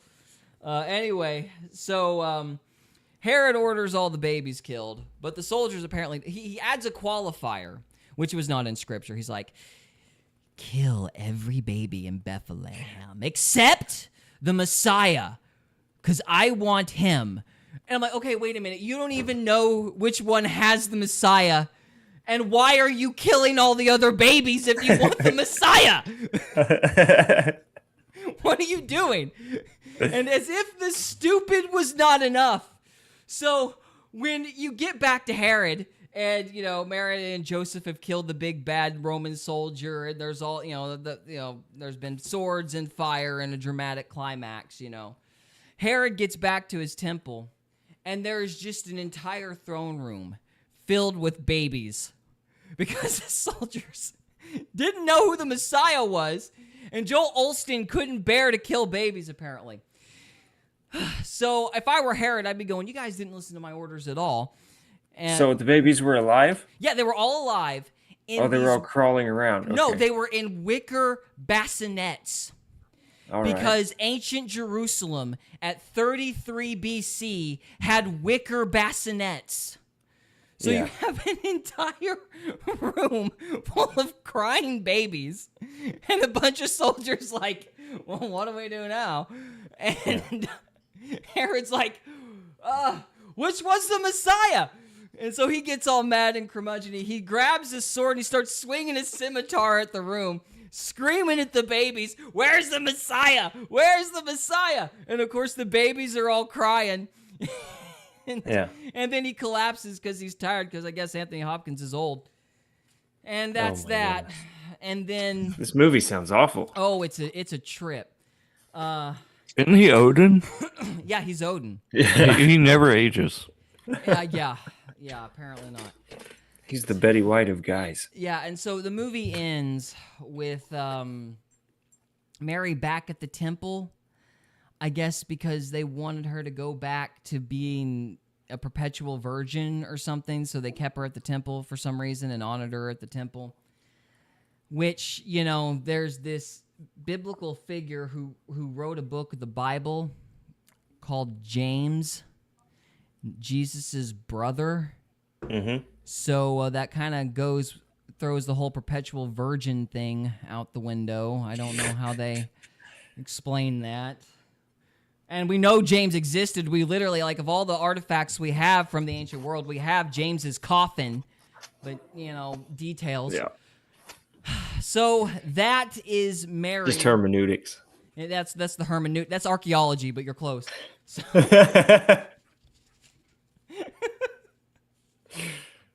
I just love that they couldn't bring themselves to kill the babies.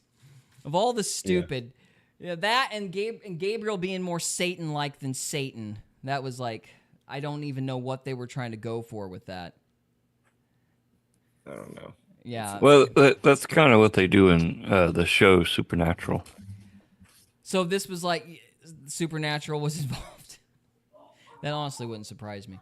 Well, in the show Supernatural, they like over time the angels and demons wind up working together to fight even worse evil. I mean, they are the same entity, type of, like, class of entity. Yeah. Yeah, So- I mean, I kind of understood the evil thing to be because, you know, they're cut off from God and the source of light and all goodness, and that's why they Right. skulk around. Yeah. I have a They're hard cut time off from imagining, light. you know, angels skulking, you know, and being in the Right. background going, Mary, you're going to be the mother of the Savior. I mean, you know, it just Yeah, I seemed a don't think little he would've been- counterintuitive. Right. I mean, doesn't it say that she was terrified at first? Well, yeah, but I mean, you'd be scared too if there was a giant being of light that showed up. Right. You know, I mean, just because Mary was scared doesn't mean it has to be a demon. Right. So what else about it was there? Well, I Wait, guess- let me pause you guys. Yes, How does Joel Osteen I believe he's. He produced it. Yeah, I believe he's the Produced producer. it? He funded the travesty. He got Anthony Hopkins stuck in the contract. I don't know. God, that guy's awful. You know, I've always been a little defensive of the guy. I'm like, come on, you're being too harsh. After this movie, I'm like, you know, that's. Oh, there is one more thing, and I think this might have been a Joel Osteen edition. So at the end of the movie, I don't know if I can get the quote exactly right, but it says something like, "Love will cost you everything, but in the end, love will save the world." I mean, that's not I'm like, untrue. well, God is love. You mean God, right? You mean Christ, right? Not like, but I get the sense they didn't mean God. They didn't mean Christ. They meant whatever the Beatles meant. So, Yeah. They meant the sympathetic, like the emotional version of love, the passionate love. yeah, I right? think they meant Whereas just being God nice. is the like true love. Yeah. Feelings of affection, you know, that kind Yeah. of thing. Not actual. God is patient. like that. God is kind. God is. Where's that list from? Is it Proverbs? That's the epistles. I don't remember which one. Love is patient, love is kind. Love is patient, Yeah, I love think is that was kind. that Corinthians 13. Oh, I'm yeah, gonna that's look it up because we're gonna catch all kinds of flack if we don't get that right. So Paul was it stuff. Corinthians 13, I believe.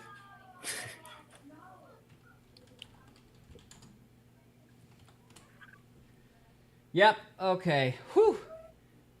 Well done, sir. Oh, I was gonna be embarrassed as heck if I got that wrong. Let's see. Love no, is I feel like- patient. Love is kind. Love does not envy. It does not boast. Mary, you think you know my story, but you don't. Yeah, okay. And that's not very loving. Love is not proud. Mary, it does not dishonor others. Poor Joseph. It is not self-seeking. Mary, it is not easily angered. It keeps no record of wrongs. Love does not delight in evil, but rejoices in the truth. It always protects, always trusts, always hopes, always perseveres. Love never fails. But where there are prophecies, they will cease. Where there are tongues, they will be stilled. Where there is knowledge, it will pass away. For we know in part, we prophesy in part. But when completeness comes, what is in part disappears. When I was a child, I talked like a child. I thought like a child. I reasoned like a child. When I became a man, I put the ways of childhood behind me. For now we see only a reflection as in a mirror. Then we shall see face to face. Now I know in part, then I shall know fully, even as I am fully known. And now these three remain: faith, hope, and love. But the greatest of these is love. Glad we guessed that right, because that would have been embarrassing if we didn't. Paul is so poetic. I like Paul. Yeah. Well, that's your middle name, so Was that Paul? Hush. sorry. Yeah, because he was writing to the Church of Corinth. That's Right. So, yeah, that was a little weird. The love will save the world. No, Christ will save the world, but thanks for playing. So Not Will already has. already has. I Yeah, kinda- exactly. I kind of think like God love is oh hell, Owen went over it the other day. You know, like Batman when he falls in the cave and he's like why do we fall? I'm So we can learn to get back up. So we can learn to get back up again, right? Like that's God, you know. God lets you learn. Yep. Love Yeah. perseveres. Yeah, right. So But these people are talking about, oh, I'm in love, and I want everyone to know it. well, they are talking about being nice, which is really the heart Yeah. of the problem. Because and honestly, If you don't let people learn, you're just like trying to take on their problems and ruining your own life. You know. yeah. Exactly. And I do want to stress this thing. This is I don't know if anybody else has talked about this, but I do want to talk about it. I think the most unloving thing you can do is not show that them babies getting killed. Because that was a tragedy, and it needs to be remembered. By sitting there and censoring it, you are hiding a horrible deed. You are rewriting You're history. being emotional. Yeah. You're hiding the truth because it makes you uncomfortable, but that's not loving to those kids that were killed. Mm-hmm. Imagine if somebody pulled that with the Holocaust. What if somebody was like, well, you know, the Holocaust is a little rated R, you know, so let's just say the Jews lived at the end. You I know? would say it's past R. Yeah, a little past R, exactly. But, you know, you sit there and you hide atrocities. You know, is that really loving? No. But in these guys' warped view of the world, they don't really understand what love is. They think love is being nice. Love is telling the truth, even when it hurts. Yep. So, Yeah. So Again, the truth will set you free. exactly. You got anything else on this Mary thing? Don't watch it. Spare yourselves pain. Don't watch Don't it. ruin your I- Christmas. I was kind of reading about it. Yep. It got terrible reviews all over the world. Oh, good. Exactly, because even the Catholics would be ticked off by this. Oh yeah, they're not happy. Yeah, the Catholics would be like, why'd you take out the I am your humble servant? Let it be? What are you, a Beatles fan? Let it be me. Shut up. Like, the Catholics would be mad too. Nobody's like- going to be happy with this film except wino moms.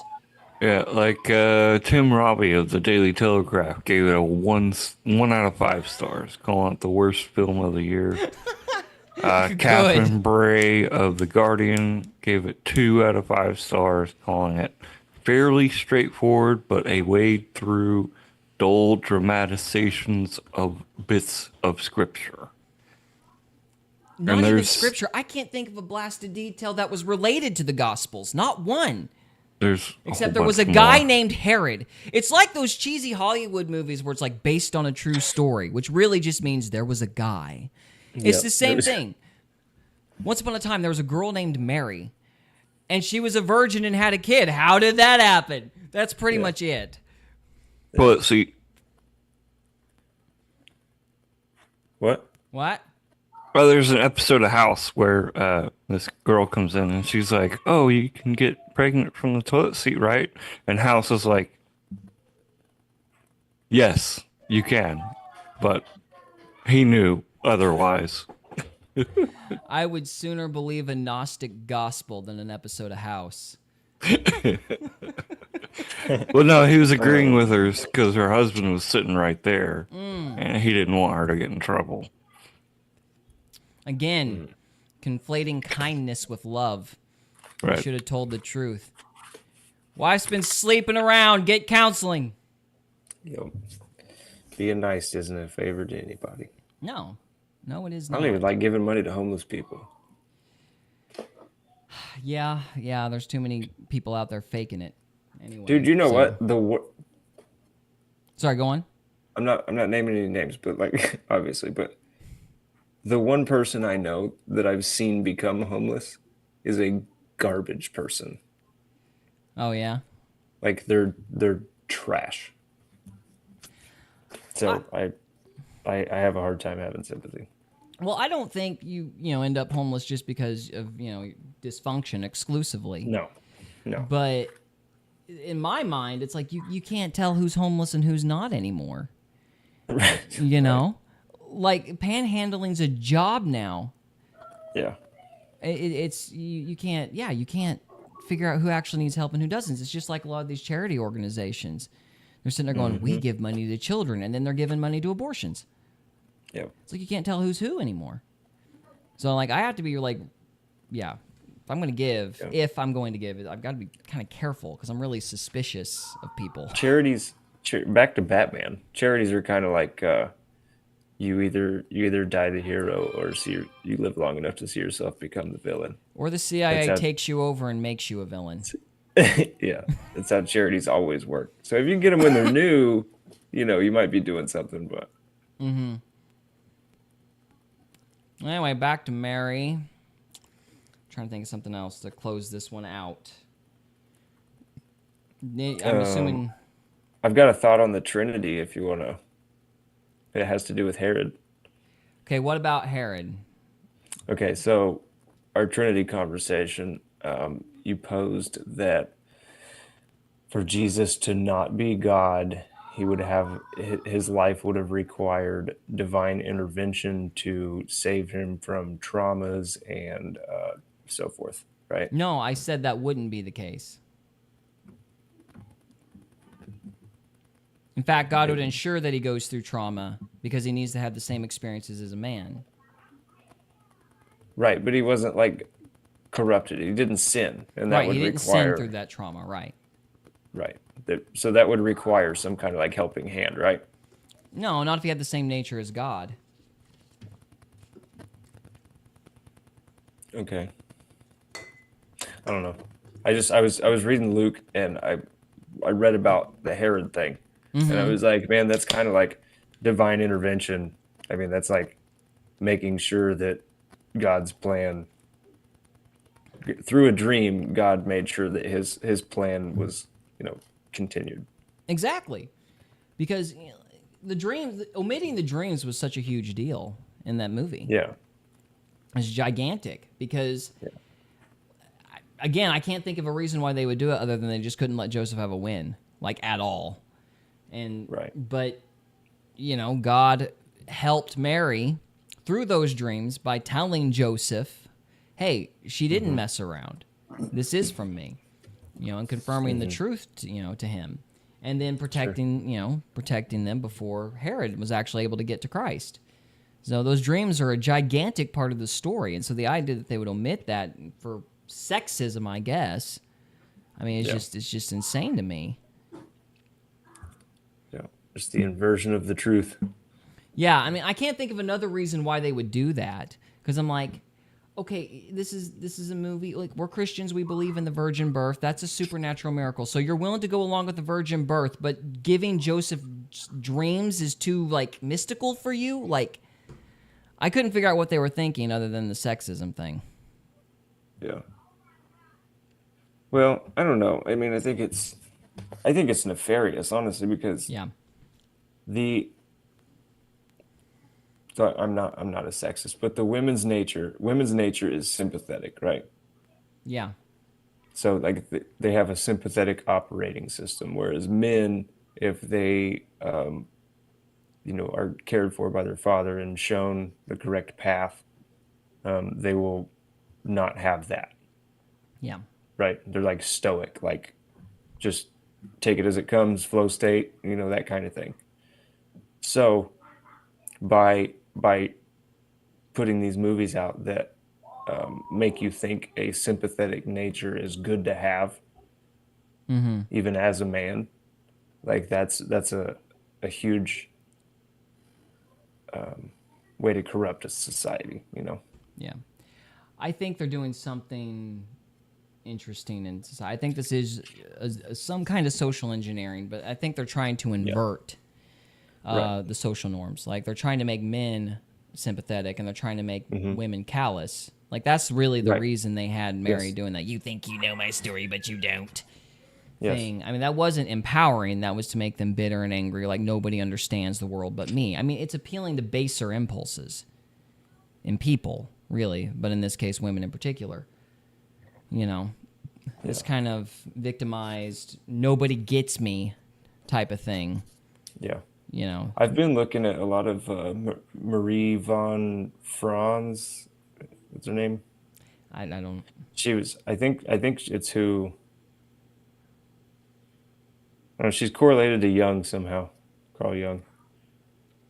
She's like an old Jewish lady, but she talks about the anima and all these archetypes. Dude, she's it's good stuff. Yeah. I think there's a lot of truth to archetypes, but that's why these stories don't work, is because they don't follow archetypes that people understand. I mean, really. Right. I mean, Mary, there is a nobility in motherhood, and there is a long suffering. Sure, yeah. Yeah, there is a long suffering and patience and endurance. The real aspects of love in motherhood, and bearing things with grace. That is like the feminine ideal. A man is supposed to scream at the stars and defy against impossible odds, and this is broadly speaking. Women bear things with like they're a fortress. They're solid. They're long suffering, as the Bible says. And that's what Mary represents when she says, I'm your servant. When she submits. Trevor, can you do me a favor? Because I want to close this by actually reading what Mary says to Gabriel, just to demonstrate the point, like why the real Mary is awesome and this movie is garbage. Do you want me to look up what she says to? What she says to Gabriel. But yeah, I mean, it is the I am your servant. That patience, that willing to endure adversity and to be gracious through it. What does the Bible end with? It says, and she treasured all these things in her heart. Mary endured a lot, but she remembered everything and kept it in her heart. She suffered with grace and with dignity and that kind of thing. And that's a uniquely feminine thing, too. But no, they would rather everybody wail and whine. And that's the other thing I guess I need to point out about this movie is the problem with it is Mary doesn't do that. It's all angst. It's all why me. So, for example, she rejects Joseph's advances entirely and does the tee-hee, play hard to get thing. Then she turns around and talks to some prophetess gal about leaving the temple because she's angsty about leaving the temple. And then when Joseph does propose to her and says he saw an angel and all this, then she's mad that she's got to marry Joseph. And so she just stays mad through the whole thing, even when her motives are completely inconsistent because it's about being angsty and showing how angsty you are. Yeah. There's no dignity in that. It's awful. Yeah. And it makes Mary seem like a terrible person, frankly. Yeah. Yeah. So An angry person is an evil person. yeah, if you're angry all the time, yeah. No, if you have anger, you're evil. I don't know if I would agree with you if having anger in you is bad, but being bitter is bad. There's a difference between anger and bitterness. Harboring grudges about things you can't do anything about, things that are in the past, or just moping about something that's happening to you when you don't even have a good alternative. Yeah. You know? Yeah. One's kind of this complaining spirit. You know what I mean? There's a difference between complaining and then being mad at an injustice towards your neighbor. Yeah. So I think complaining's pretty gay too, though. we all do it, I guess. Yeah, but it's stupid. Yeah, you're right. You're right. It doesn't accomplish anything. No. So, yeah. So, Trevor, did you find it yet? Yeah. Verse 34, and then said Mary unto the angel, how shall this be, seeing I know not a man, meaning I haven't been with anybody. Yeah. Well, And they the cut that angel- out. And the angel answered and said unto her, the Holy Ghost shall come upon thee, and the power of the highest shall overshadow thee. Therefore also that holy thing which shall be born of thee shall be called the Son of God. And behold, thy cousin Elizabeth, she hath also conceived a son in her old age, and this is the 6th month with her who was called barren. Yeah, they cut that out. For with God nothing shall be impossible. And Mary said, behold, the handmaid of the Lord, be it unto me according to thy word. And the angel departed from her. Okay. So that's a little different than what I said, but that's still the same basic thing. I am a handmaiden of the Lord. I am a servant. She chose it and took it on, and That was the King James Version. yeah, and then she said it, and then the angel left. So she accepted the charge. Yep. It wasn't that the angel left, and then she was like, oh crap, and after emoting for 10 minutes, was like, let it be me. As if it was going to be somebody else. Whoever wrote this script listened to too much Beatles. So. Dude. Hey, do you remember when Texas flooded? Was it, or was it, maybe it froze? Oh, wait, yeah, so you're talking about the Joel Osteen thing after the flood? Yes. Yes. Yeah, I'm barely familiar with that story, so how about you tell it? I don't know it very good, but I know a lot of people needed help, and his church was like the only dry place or warm place or whatever it was. I don't remember. And he wouldn't let anybody in because he's a gay person. I'll have to do some research on that. I don't really know. The incident I'm thinking of is completely different than what you're talking of. There's been a lot of stuff about Joel Osteen. And, hey, you remember they found a bunch of cash in the bathroom walls. He was like lining, yeah. That was the incident I was thinking of. Storing up those heavenly treasures in the shitter. I don't know if that's true, but this movie gave that rumor credence. Oh my goodness. Oh, yeah, Joel man. Osteen's a garbage person, dude.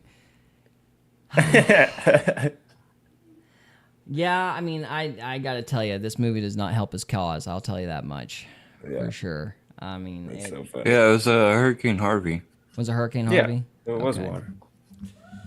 All right, Joel. 2017. Joel, buddy, quality control. Check your movies. Make sure there ain't a Muslim on staff or something. It's a Christian film, guy. Anyway. There wasn't a Muslim on staff. It was one of the girls from a talk show. A talk show. What? Joel, what- stay away from those women on The View. Sorry. On The View, yeah. Was it really? recent- I was joking. Yeah. Are you serious? He was on there recently, wasn't he? I don't know. Don't tell me Whoopi helped write this. That brought No, down- no. Okay, good. I was worried. No, I was trying to be funny. Oh, okay. I'm glad you were joking. I was like, no, surely not. No, I was just trying to be funny. No, I did hear there was a Jewish individual and a Muslim that helped write this thing, and I'm like, oh well, what could possibly go wrong? Well, I was trying to find something, to Oh, read am I being about it. Am I being politically incorrect? Good luck having a Christian write about Muhammad. That sounds very anti-Semitic of you. I think the Muhammad thing. I'm gonna agree with the Muhammad thing. I ain't doing that thing. You're gonna get me in trouble with the ADL. So anyway, I don't agree with that sentiment, Cody. I want that on the record. So, but the Muslim thing, yeah, they would. There was no way that a Muslim would let a Christian do a story about Muhammad. No way. Because they know that 8-year-old kid's going to come up in the film and they wouldn't be happy about it. I found it. That story's not true. What? I found it. You found what? Okay, what'd you find? Timothy Michael Hayes wrote the original screenplay in 2020 after consulting with various Christian, Jewish, and Muslim religious leaders and scholars. That sounds made up. What could possibly go wrong? I'm just reading from Wikipedia there, so. Yeah. That sounds like some bullshit I'd put on a job resume. Maybe. So we got any I would other read final that thoughts job on it? resume. Trevor, for emphasis, read what Mary said to Gabriel one more time. Why Mary is awesome. Okay, King James Version, Luke chapter 1, verse, dang it, I had to reload the page, verse 38. And Mary said, Behold the handmaid of the Lord, but be it unto me according to thy word. And the angel departed from her. Yeah. In other words, your will be be done. it unto me. And they took that as, let it be me. Let it be me. Let it be me. Yeah. I am a servant. Wait, they missed the whole fucking... Exactly. I am a servant. I am the Lord's servant. Ugh, it makes me throw up. Yeah, It doesn't exactly. surprise me it was written in 2020. The dude writing it probably was wearing a mask when he did it. Like, oh, the paper's going to give me germs. Ugh.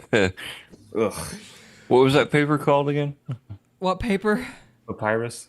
The papyrus. Papyrus. If you spent too much time writing on papyrus, it would make you sick. Well, Yeah. maybe. I don't know, maybe. A bat will come out of it and throw up on your sandwich or whatever. I don't know. All right. Well, Cody, you want to Ew. sign this episode off? No. No? Okay, I'll Why do don't it. you do then. it? All right. Guys, thank you so much for watching. Thank See you. you next time. And remember, if you produce a movie, Don't do quality it. control. Quality control. We'll see y'all later. See you guys. Bye. All right, we got one more. We got to do one more. Okay. Uno mas. What are we Bruno doing? Mars. man? We're going to do Jersey Aliens or drones All right. or whatever. Oh, I bet Yes. Cody would love to do the opening scene You for want this. you want to do the opening one for that? Is that what you said? I heard you wanted to do the opening, Trevor.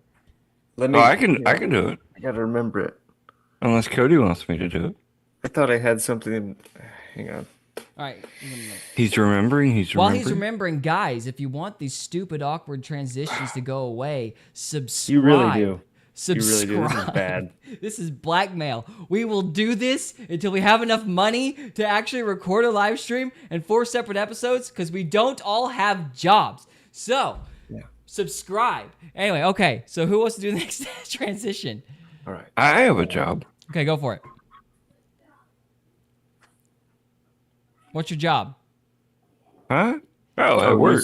You said we didn't have jobs. We didn't have jobs. We do too. I have a job. Did you get fired? You said we didn't have jobs on accident. Oh, did I say okay? Well, then never mind. I'm an idiot, and this needs to go away. So you need to subscribe. You guys really gotta help us out. These transitions are just killing me. They're painful. I'm so confused. I know. Yeah. Okay. All right. So somebody needs to do the last intro. Who's it gonna be for the love of all things good and mighty? Here, I'll do it. Unless Cody Okay. wants to do it. No, you do it. Say welcome to Faith, Fiction, and do it. Folklore. You know on, what you've Trevor. heard it 40 times by now. All right. Okay, here we go. Welcome to Faith Fiction and Folklore, or Try F podcast, where we try not to F it up, which, if you're live right now, we already have. But Big time. today we're going to attempt to talk about what's been going on over in the New Jersey. Cody, how are you? Hey, guys. Hey, Trevor. Hey, Gary. Hey, Gary. I'm good. Welcome. I can hear you. Welcome. It's like we're doing this just like we just started the podcast. Can you hear me? Are we all good? Is the technical stuff good? Yeah, We all right? we're good. We've only been laughing for the last, 2 seconds? Longer than that, bud. Longer than that. No alcohol required, just exhaustion. Yeah. What? Yeah, so we're going to talk about New Jersey UFOs, or whatever the hell you want to call them. They look like, I think they're just drones. They could be UFOs painted to look like drones. They're not So- drones, bro. They're drones. It could be the CIA painting UFOs to look like drones just to get us used to the idea of things patrolling the air. Because That's they one- want to use UFOs. That's one of my questions. Like, why is no one asking the CIA? They've had the FBI look into it. They've had local law enforcement look into. Why is no one asking the CIA? Because Like, it is the CIA. Exactly. Because they don't want a bullet in the head. On that subject, let's explain what's really going on here with the Jersey drones. That meme looks legit. Yeah, it's suspiciously true. So for those on the podcast, everyone, please stop creating fake narratives for war. The government, imams sitting on a flying saucer that says Iran. So pretty much, that's exactly what's going on. This is the government, and at some point they're going to go, Iran's doing it, we swear. Yeah. So, Where did So they you ran haven't to? you haven't seen the video, Gary, oh, which one? of the guy disclosing bullshit information? Uh, Can you find it? give me some Pull way it to up. search it, and I'll pull it up. High sources UFO. High sources UFO. All right. No, high sources Iran. Try that. Okay. Yeah. That one right Yeah. there? Yeah. Okay. All right. Right now, elected officials sounding Let's off go. on the presence of unidentified drones. Hundreds of apparent drones, gigantic ones, have been spotted lighting up the skies in New Jersey and Gigantic. even into Philadelphia. What? And now Congress and everybody else wants to get to the bottom of it. Representative Jeff Van Drew even telling Fox News they need to be shot down. Know that Iran made a deal with China to purchase drones, motherships, and technology in order to go That's right. Iran has a mothership. No, keep going. It's better. It gets better. Okay. forward. These drones should be shot down. I do agree with that. Cost the CI money. Shoot them. Shoot the crap out of them. Then find them and then find the sticker that says CIA. But anyway. Whether Because they're it gonna was some track exactly where crazy they got hobbyist shot. that we can't imagine, or whether it is Iran. And Greg, this was as elected officials there in the Garden State held a closed-door Wait. meeting about these. Was that it? No, we need the full video. Okay. The dude's like a bumbling moron, and you have to listen to the whole thing. So we're talking, but that is the Yeah. right congressman, though. Yeah, All right. that's the right guy. What was his blasted name? Well, you guys talk. I'll look up his name and then pull it up. Congressman Jeff Van Drew. All right. Congressman Jeff Van Drew. Yeah. All right. I have it from high sources. And keep in mind, the Pentagon has already come out and said this is not true. It's not Iran, and there's not a mothership. By the way, Yeah. just so we're all clear. This it? It's so funny, dude. It might be. Man calls for honest dialogue. No. Mothership. Jersey. What they do? Scrub the video? They might have scrubbed the video, Cody. They probably buried Link it to- in page what's that one? 37. Right. Yeah. Van Drew, NJ drones, maybe linked to Iran. This one right here? Okay. No, Yeah, try- above that. Above Try that. the one above it. Okay. Yeah. Thank you, Mr. Chair. Let me start by saying a few This words looks about Garrett official. Graves. Well, It's this been was an so. This honor went to so serve well last time alongside we him. listened to He's Congress. a good man. He's smart. He's focused. He's energetic. He cares about what he does. He's telling the and we truth. will We miss him. swear. And I want him to know as he looks over these videos of this hearing that we do appreciate him, that I wish him the very best, and that he has a great future. He's got a lot of good things he's going to do. You know, what I'm going to speak about today is not what I thought I was going to speak about a week or 2 weeks ago. And I'm going to be very blunt. Because you thought you were going to steal the We have a election? serious problem with our airspace. The recent Is he a sightings Steelers of fan? unidentified drones in No, the he's state tied of to New the deep Jersey, state, my probably. home state, is justifiably causing tremendous. So he likes public pizza concern. from the gate? These drones I'm are just large. assuming because he's from Congress, They're he's tied to the sophisticated. CIA. We don't know for sure who's controlling them, and the FAA's current capabilities cannot even locate them on radar. We have a hole in our monitoring stupid. systems, and we have a hole in our radar currently. We can't use our truth radar is- on them. Like what? And yet at the same time, they have blinking lights for the FFA Right. so they know where they are. Yeah. We put blinking traffic- lights on them so the planes don't run into them, but we can't find them on radar. It's weird. It's like listen, we're the government. We can't really. The traffic controllers hate us, so they won't tell us shit. the traffic controllers run strikes, so they won't give us anything. Right? Yeah. Jesus. Oh, man. these people All right. are full of it. All right, anyway. Whether people want to hear it or not, we are vulnerable. Our government has failed to effectively To the regulate CIA. our drone industry, and this is not an isolated incident or an isolated phenomenon. Unidentified drones are running across the country. Where did all those Running. billions of Need to dollars be go? blunt, and again, say it how it is. Foreign drone technology, particularly China, is a full decade, 10 years ahead of where we are. That is unacceptable in America. You know what they're using it for? We need to go to the moon. That's what this reminds What's me really of. funny is that's probably true, maybe. And what they used it for was basically building holographic kaiju. You know, Godzilla stomping around a city. Look what we can do with our drones, guys. Yeah. Yeah. No, it not- it literally reminds me of we need to go to the moon before fucking Russia does. You know, it's just like this competition binary that they have to get your energy focused on. I agree on that. It's definitely a competition binary. They want you scared of Iran. They want you scared of China. They want that military-industrial complex needs a bogey. You know. Yep. Always, always. Number one. We've always been number one, but we're not now. And they can take, and they intend to take, full advantage. You know, I want to say this. I want to say this.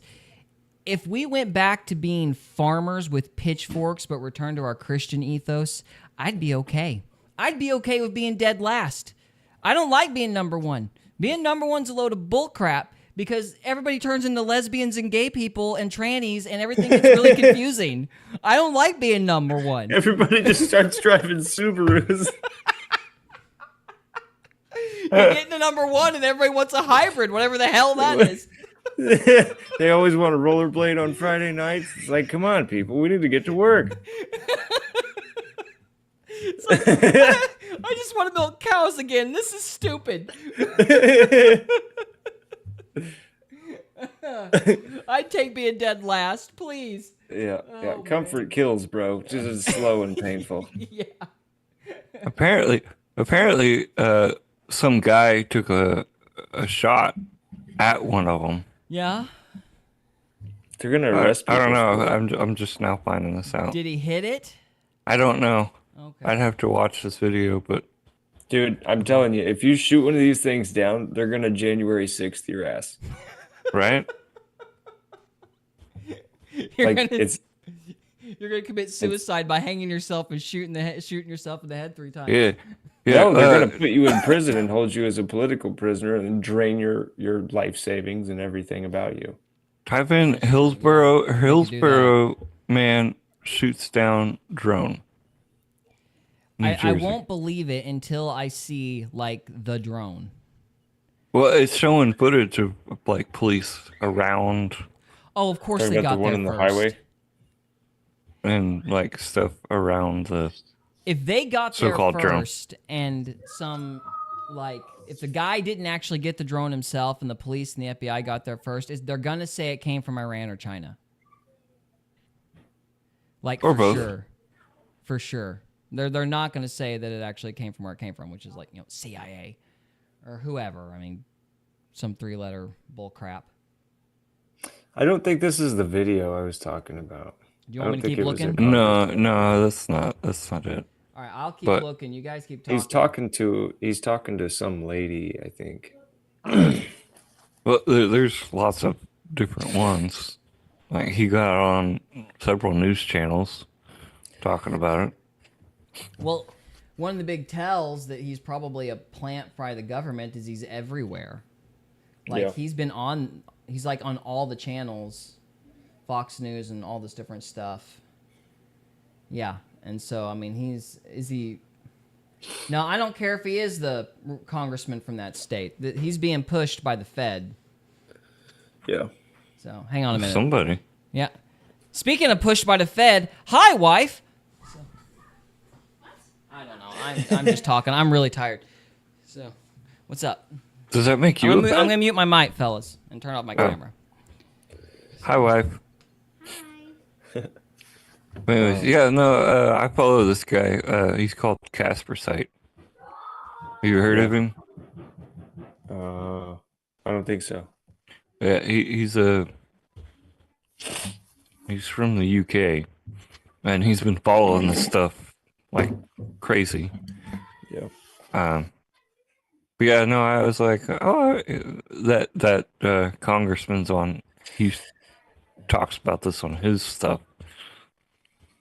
But I pulled him up just now, and he just posted 8 hours ago, New Jersey drone crash, shots fired, and communication through radios. I'm like, So I'm gonna have to watch this. What'd you hear? What's going on? I saw one video of it could have been fake. I mean, everything's fake, but there was a car underneath one of these drones or whatever, and the radio was glitching out, like it couldn't get radio signal. So I've heard of that. to me, yeah. that's the same as the UFOs because they're magnetically propelled, so it creates a magnetic field disturbance underneath them or whatever. Right. That makes sense. So, like I said, I think they're just like making them.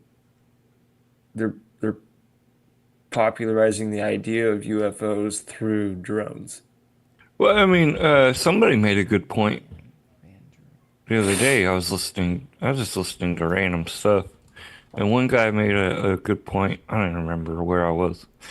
That if aliens did actually come here, wouldn't they want to make their stuff look like ours? Be easier for them to fly around and stuff. Yeah, but there's no such thing as aliens. Is this the one on Twitter? I got the Twitter feed up, Cody. Is this the one that you're looking at? It might be. All right, let's try this one. Let's see if I can. Yeah, that's probably gonna work on the screen. So let's do that. All right, so let's rewind this. Okay. In focus now, Republican Congressman Jeff Van Drew of New Jersey, member of the House Judiciary Committee on the Hill right now. How do you address this at this point? Well, here's the real deal, Harris. You know, I'm also on the Transportation Committee, on the Aviation Subcommittee, and I've gotten to know people. And from very high sources, very qualified sources, very responsible sources, I'm going to tell you the real deal. Iran launched a mothership probably about a month ago that contains these drones. That mothership is off, I'm going to tell you the deal. It's off the east coast of the United States of America. They've launched drones, is everything that we can see or hear. And again, these are from high sources. I don't say this lightly.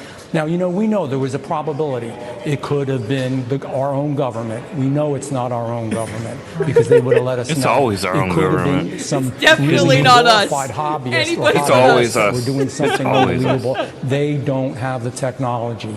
But let's pretend that's possible. The third possibility was somebody, an adversarial country, doing this. Know that Iran made a deal with China to purchase drones, motherships, and technology in order to go forward. The sources I have are good. They can't reveal who they are because they are Trust me. speaking to me in Trust me, bro. confidentiality. These drones should be shot down. Whether it was some crazy hobbyist that we can't imagine, or whether it is Iran, and I think it very possibly could be, they should be shot down. We are not getting the full deal. And Was that, do you want to keep going, or is that good enough? I think you established your point. Huh? Yeah, I think it's probably good. But yeah, this is just like high sources and qualified sources. Trust me, brah. Trust me, brah. Yeah. I can't Trust tell me. Why don't you name your sources? No, you don't even have to do that. You just don't have to sound like you're lying. What the heck is an Iranian mothership? It's a mothership. Like a B-52 bomber with drones? They don't have this technology. You mean plastic in a propeller? What are you talking about? What are they using for their mother? I don't know. Yeah, that guy is an absolute moron. Yeah, this dude's a plant. Don't trust Fox News, guys. They've been captured. So, Is that Fox News or is that Breaking 911? no, that's Fox News. It's the Murdochs. Oh gosh. High sources, very qualified sources. It's Iran. They sent propellers into our airspace, so we need to nuke them. Yeah, he's like, it's definitely Iran, and I think it might be. He said, it's definitely Iran, and I think it might be Iran. But it's definitely not our own government. But I don't know. That's called covering your butt. That's what that is. Yeah. So you don't get sued in the future. That's how you know they're lying. They got to cushion everything in this legalese language so they don't get sued. Yep, exactly. So, yeah. That's He could get sued for wearing that suit. And then the Pentagon came out the next day and refuted his claim entirely. Did they really? Yes. Oh my gosh. So they're just saying, we don't know what it is, guys. We have no idea. Oh, yeah. Over and over again. I don't know. You know, we don't know what it is. Is there actually anything in New Jersey, or is it just TikTok videos made by AI? Well, there's I don't know. TikTok, You tell me. You YouTube, want me to look at some of the Twitter. footage? Because I've posted a buttload of it on Twitter. There's a whole bunch of it everywhere. All right, I'll pull It's up not our- just TikTok. I'll pull up our channel and we'll just see some of this stuff. Because I mean, I literally saw one of these things, so I know they're out there, but we could always give Casper Site a shout out and just watch his video. He's already done all the work for us. Casper side, is he on Twitter? Oh yeah. YouTube. That reminds me. By the way, COVID's coming back, or some kind of Ebola. Get ready, because these turds released something. They're gonna tell you it was an accident, but just for posterity, he did it. He did it. I'm really sorry. afraid. Hang on a minute. Let me pull the picture up. I keep forgetting I'm on OBS. He did it. Is it? This is Peter Hotez. When your friends and family die of Ebola, he did it. So just so everybody knows, this is the clown. He's the new UN spokesperson. So I guess technically the UN did it, but he's their buddy, warning you. I don't believe in Ebola. Well, whatever they're gonna do when they make you start COVID. vomiting and puking nonstop of whatever new freaking variant they accidentally let out. Yeah. Is it the monkey virus thing? Yeah. Well, no, that's a completely different deal. That didn't stick because that one was a little obvious. So, Yeah. So anyway, no, this was the article that I found right before I found that video. So, hundreds of vials of deadly viruses have gone missing from a laboratory, and scientists warn they could be weaponized. Ooh, I'm very Not by afraid. us. Not by us at all. It was Iran. So It was Iran. They stole them with the drones. they flew stole them them in with the the door. drones, right? They cut a hole in the ceiling like Tom Cruise in Mission Impossible. Yeah. I feel like Hey, Fed that's feel like watching our channel. I know you're like one of our 15 subscribers. So we know you did it. This isn't working anymore. So I think it's all made up to scare people. probably. Oh yeah, it absolutely is. I mean, they're gonna do this crap to basically try to keep Trump too busy to investigate what they did with COVID. Like this is them covering their butt. Yeah. That's what a this great is. man once said, "Fear is the virus." Yeah. I don't know who the man was, but somebody said it. It works. We're gonna say it was. Do you want me to look for it? Sure. Let's rob Cody of the credit and find the guy who actually said that. No, I think being afraid for a long time, like being stuck in a fight or flight state, actually makes you ill. No, I would agree. Well, actually, somebody was saying, this is like new research that came out like really recently. So, hey, you want to hear the irony of this? Sure. So I typed in fear was the virus on accident. I don't know why I typed that. I was looking for the quote, right? Yeah. Mm-hmm. Anyways, I typed it in and it pulled up COVID-19. We're being listened to. No, we're not That's being called a listened to. It's just providential the last- hint. Yeah, it's the last big campaign that was used. That was this. Oh, really? Mm-hmm. I mean, yeah. Was it V for Vendetta that said What that? about it? Because V for Vendetta has the exact same plots of 2020. It may be. So, I think Yeah, so. same story. Only instead of picking a maniacal dictator, we picked Joe Biden. So it's a little more. Our story's a little more embarrassing than V for Vendetta. So. Well, we have the maniacal dictator now. Oh no, we do not. They wouldn't be releasing these. If Trump was in on this game, they wouldn't be releasing this stuff. And they wouldn't be releasing the drones for sure. Like, this is all to mess him up and get him, because he's hiring people that are going to be investigating these guys that have been in there for forever and a day. Huh? All this stuff does is make people volatile and angsty. Most people don't like truth. It makes them scared and afraid. I agree with that, but So, so does Trump's this. doing the same thing. By telling the truth? Yes. At least we You get the have bad to give news it out over in with, doses. though. It has to be in doses. Truth has to be in doses. Yeah. You saying that's like their philosophy? Okay. So you know how bad you kind of freak out when you start, like, you hear things about the flat earth that make you think, you know? And you're like, and you get uncomfortable and kind of angry. Yes. I felt that before, not with the flat earth thing, but yes, I felt that. Okay.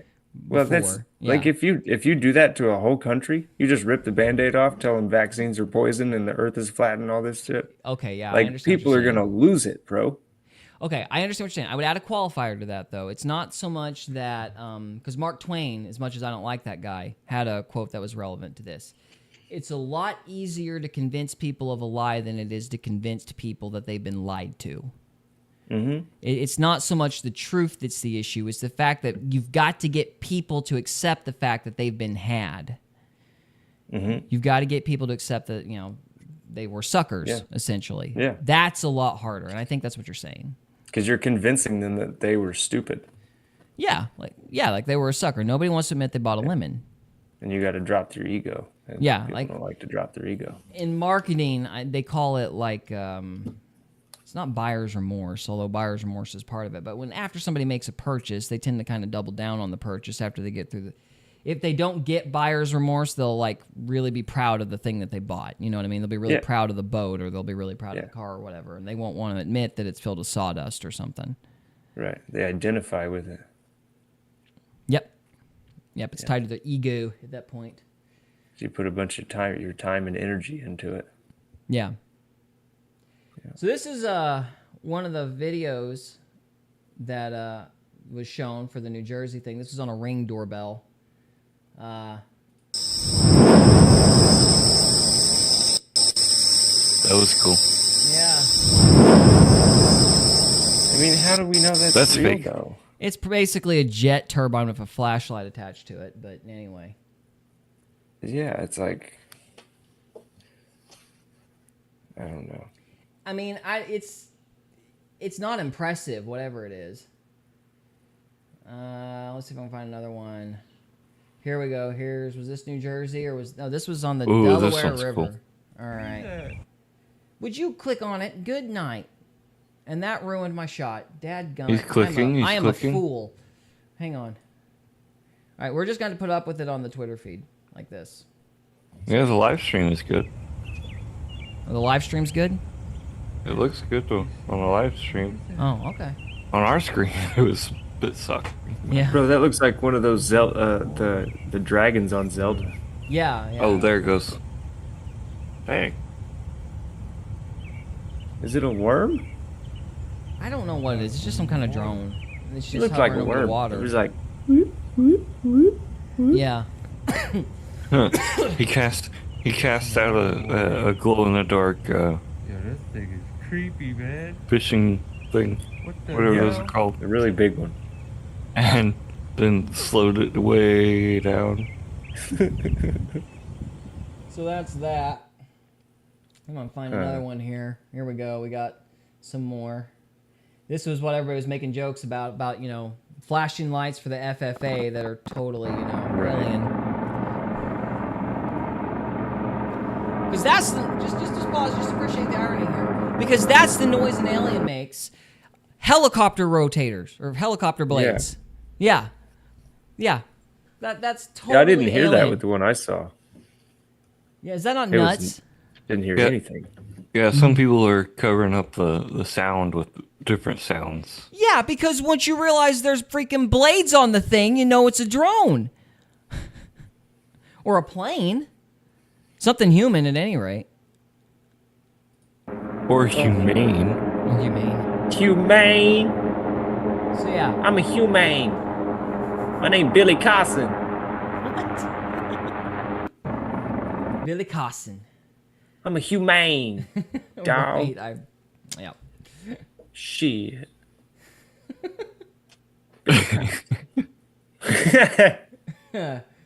Oh, why do I post so many of my own episodes on here? Oh my gosh. Because I don't post anything. I'm annoying myself. I try sometimes. But I suck. That might be all I have for now. That's not as much as I thought. Anyway, let's see. No worries. Let's type UAPs, New Jersey. New Jersey. New Jersey. See, that's what I mean. Like there's probably not even that much info out there about it. It's just like once the idea gets hooked into people's minds, dude, it's just like They just post it over and over again, yeah. yeah. Yeah, no, I could see It just that. gets solidified the more people put energy into it. Yeah. Kind of like the mall in Florida. Right, exactly. I remember that. Yeah. So here's something they said was a drone. So basically a drone with antennas emitted That's what a this star kind of looks weird like. orb thing. Well, they said that was a drone. That The looks thing like on the left is literally what a star looks like, bro. Yeah, it looks like the bad guy from Doctor Strange. Doctor Strange, huh? Yeah. Dormammu? Dormammu? I don't remember. Oh, they're saying it's the wheel from the wheel. Shut up, internet. It's not the Ezekiel's wheel. wheels. Oh my gosh. Yeah. Why does everybody say I'm that's so a UFO? tired of That's that. not a UFO. Has anybody actually read that chapter? Yeah, Ezekiel's wheels is about the sun and the moon and the stars and shit, like keeping time. Good night. And they're like, I don't even know why people call it an angel. Whatever It's it not an was, it angel. wasn't ET.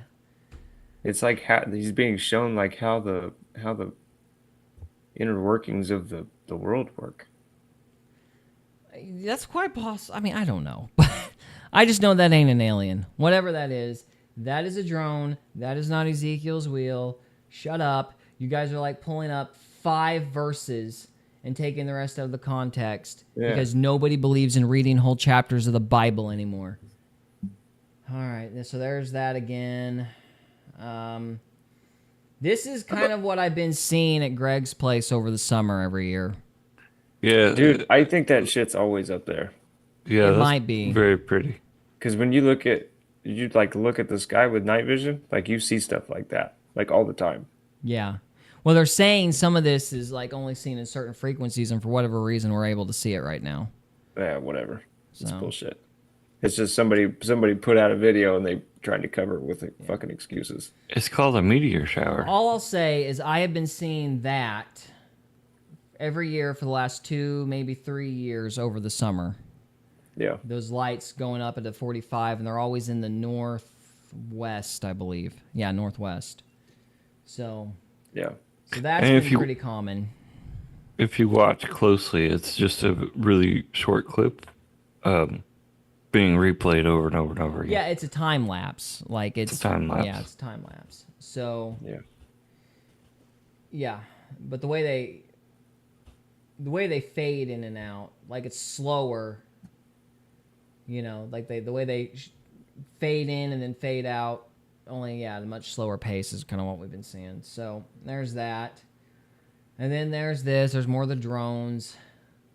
Drones. And then there's It's not a drone, buddy. That's a UFO. That I'm sure that's a drone. Because if they can make giant kaiju or giant monsters in China with their little holograph crap, I'm sure they can make something like that on a cloudy night. Like I don't think there's any issue doing something like that. That's easy. Yeah, compared to what they're doing in Japan and in China, yeah, it's easy. Or Las Vegas. Yeah, I guess they could do it in Las. Have they done it in Las Vegas? What's that big place called? They just put it up not too long ago, like last year or something. Mm-hmm. I'll just have to look it up. Well, speaking for myself, as I've been like just getting close, like watching this stuff off and on, getting close, you know, as these things get closer and closer to the ground, they, you can tell they're small. Like these are really small objects. Most of them that I've seen have been. And so that's kind of the other reason why I think they're drones. And even if they are somewhat bigger, I don't know if they're actually like full plane size. So I think it's a gimmick. Yeah, I think it's all bullshit. Yeah. If I can get the cigar to light, that'd be great. So, anybody have any final thoughts? Because I think we're done here. We've pretty much kicked this can as far as we can. Yeah. The can is kicked. Can is kicked. Can kick worms. Yeah. Worms are demons. Worms are demons. So, parasites, you know. Demon worms. Yummy. Yeah. Sorry, was that too much? Demon No. worms? No.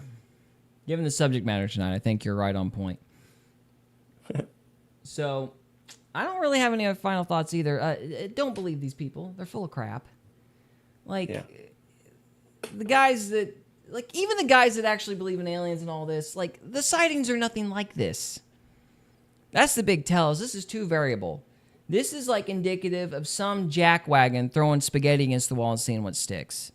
It's just a variety of different things with no uniformity. When you talk about these alien sightings, like the stuff that I feel is actually legitimate, whatever that stuff is, there's a very specific movement to them. You know, they flip on their side, they zoom really fast, faster than a human can. You don't get this, you don't get helicopter noises, you don't get, you know, this kind of lights display in the clouds and all. You don't get any of this. This is clearly just to get attention. Yep. So this is obviously fake. The CIA is not half as smart as it thinks it is, or whoever's doing this. And this is Project Bluebeam, boys and girls, only it's infinitely less impressive than I thought it would be. Right. Like, this is a very embarrassing Project Bluebeam. I'm waiting for the psyops just keep getting worse. Well, yeah, exactly. Then the closer we get to Trump getting in office, this is going to just continue. Like this nonsense is just going to keep happening. I'm not going to be impressed until the little organic robot crap they say exists is going to start crawling around. For long, we're going to start... Either they're going to say this is Iran or China, or we're going to see some weird reptilian humanoids start skulking around the alleyways and stuff, like we did a year or so back. What was it, with the Florida Mall? They said they saw a guy. Oh, no, there was 3 of them, and they were tall, really, like 8 foot tall, dark shadow beings. Yeah. Oh. I'm not worried. Everybody carries a gun in Oklahoma, so. Oh, yeah, you're going to be fine. It's these poor idiots in these, gun-free zones that are in trouble. So, yeah. Good job, guys. The stupid little deformed hybrid is going to kill you because you can't even own a pocket knife. Well done. Yeah. Good public having a revolution with billy clubs. So, Billy Carson. all right, who wants to sign us off? I will. Okay, go for it. Get us out of here. Bye, guys. That's lame. Thank you for watching. That's it until next week when we talk about other random subjects. We'll let you know. And We're not going to let you know. We're just going to do it. We won't let you know. It's a mystery box. Just be here. We'll let ourselves know, and then you'll just find out. We'll make it up probably about Wednesday, and then we may or may not post on Twitter. Exactly. Yeah, that's right. Truth, boys and girls. All right, guys, thank you very much for watching, and we'll see you next time. See you guys.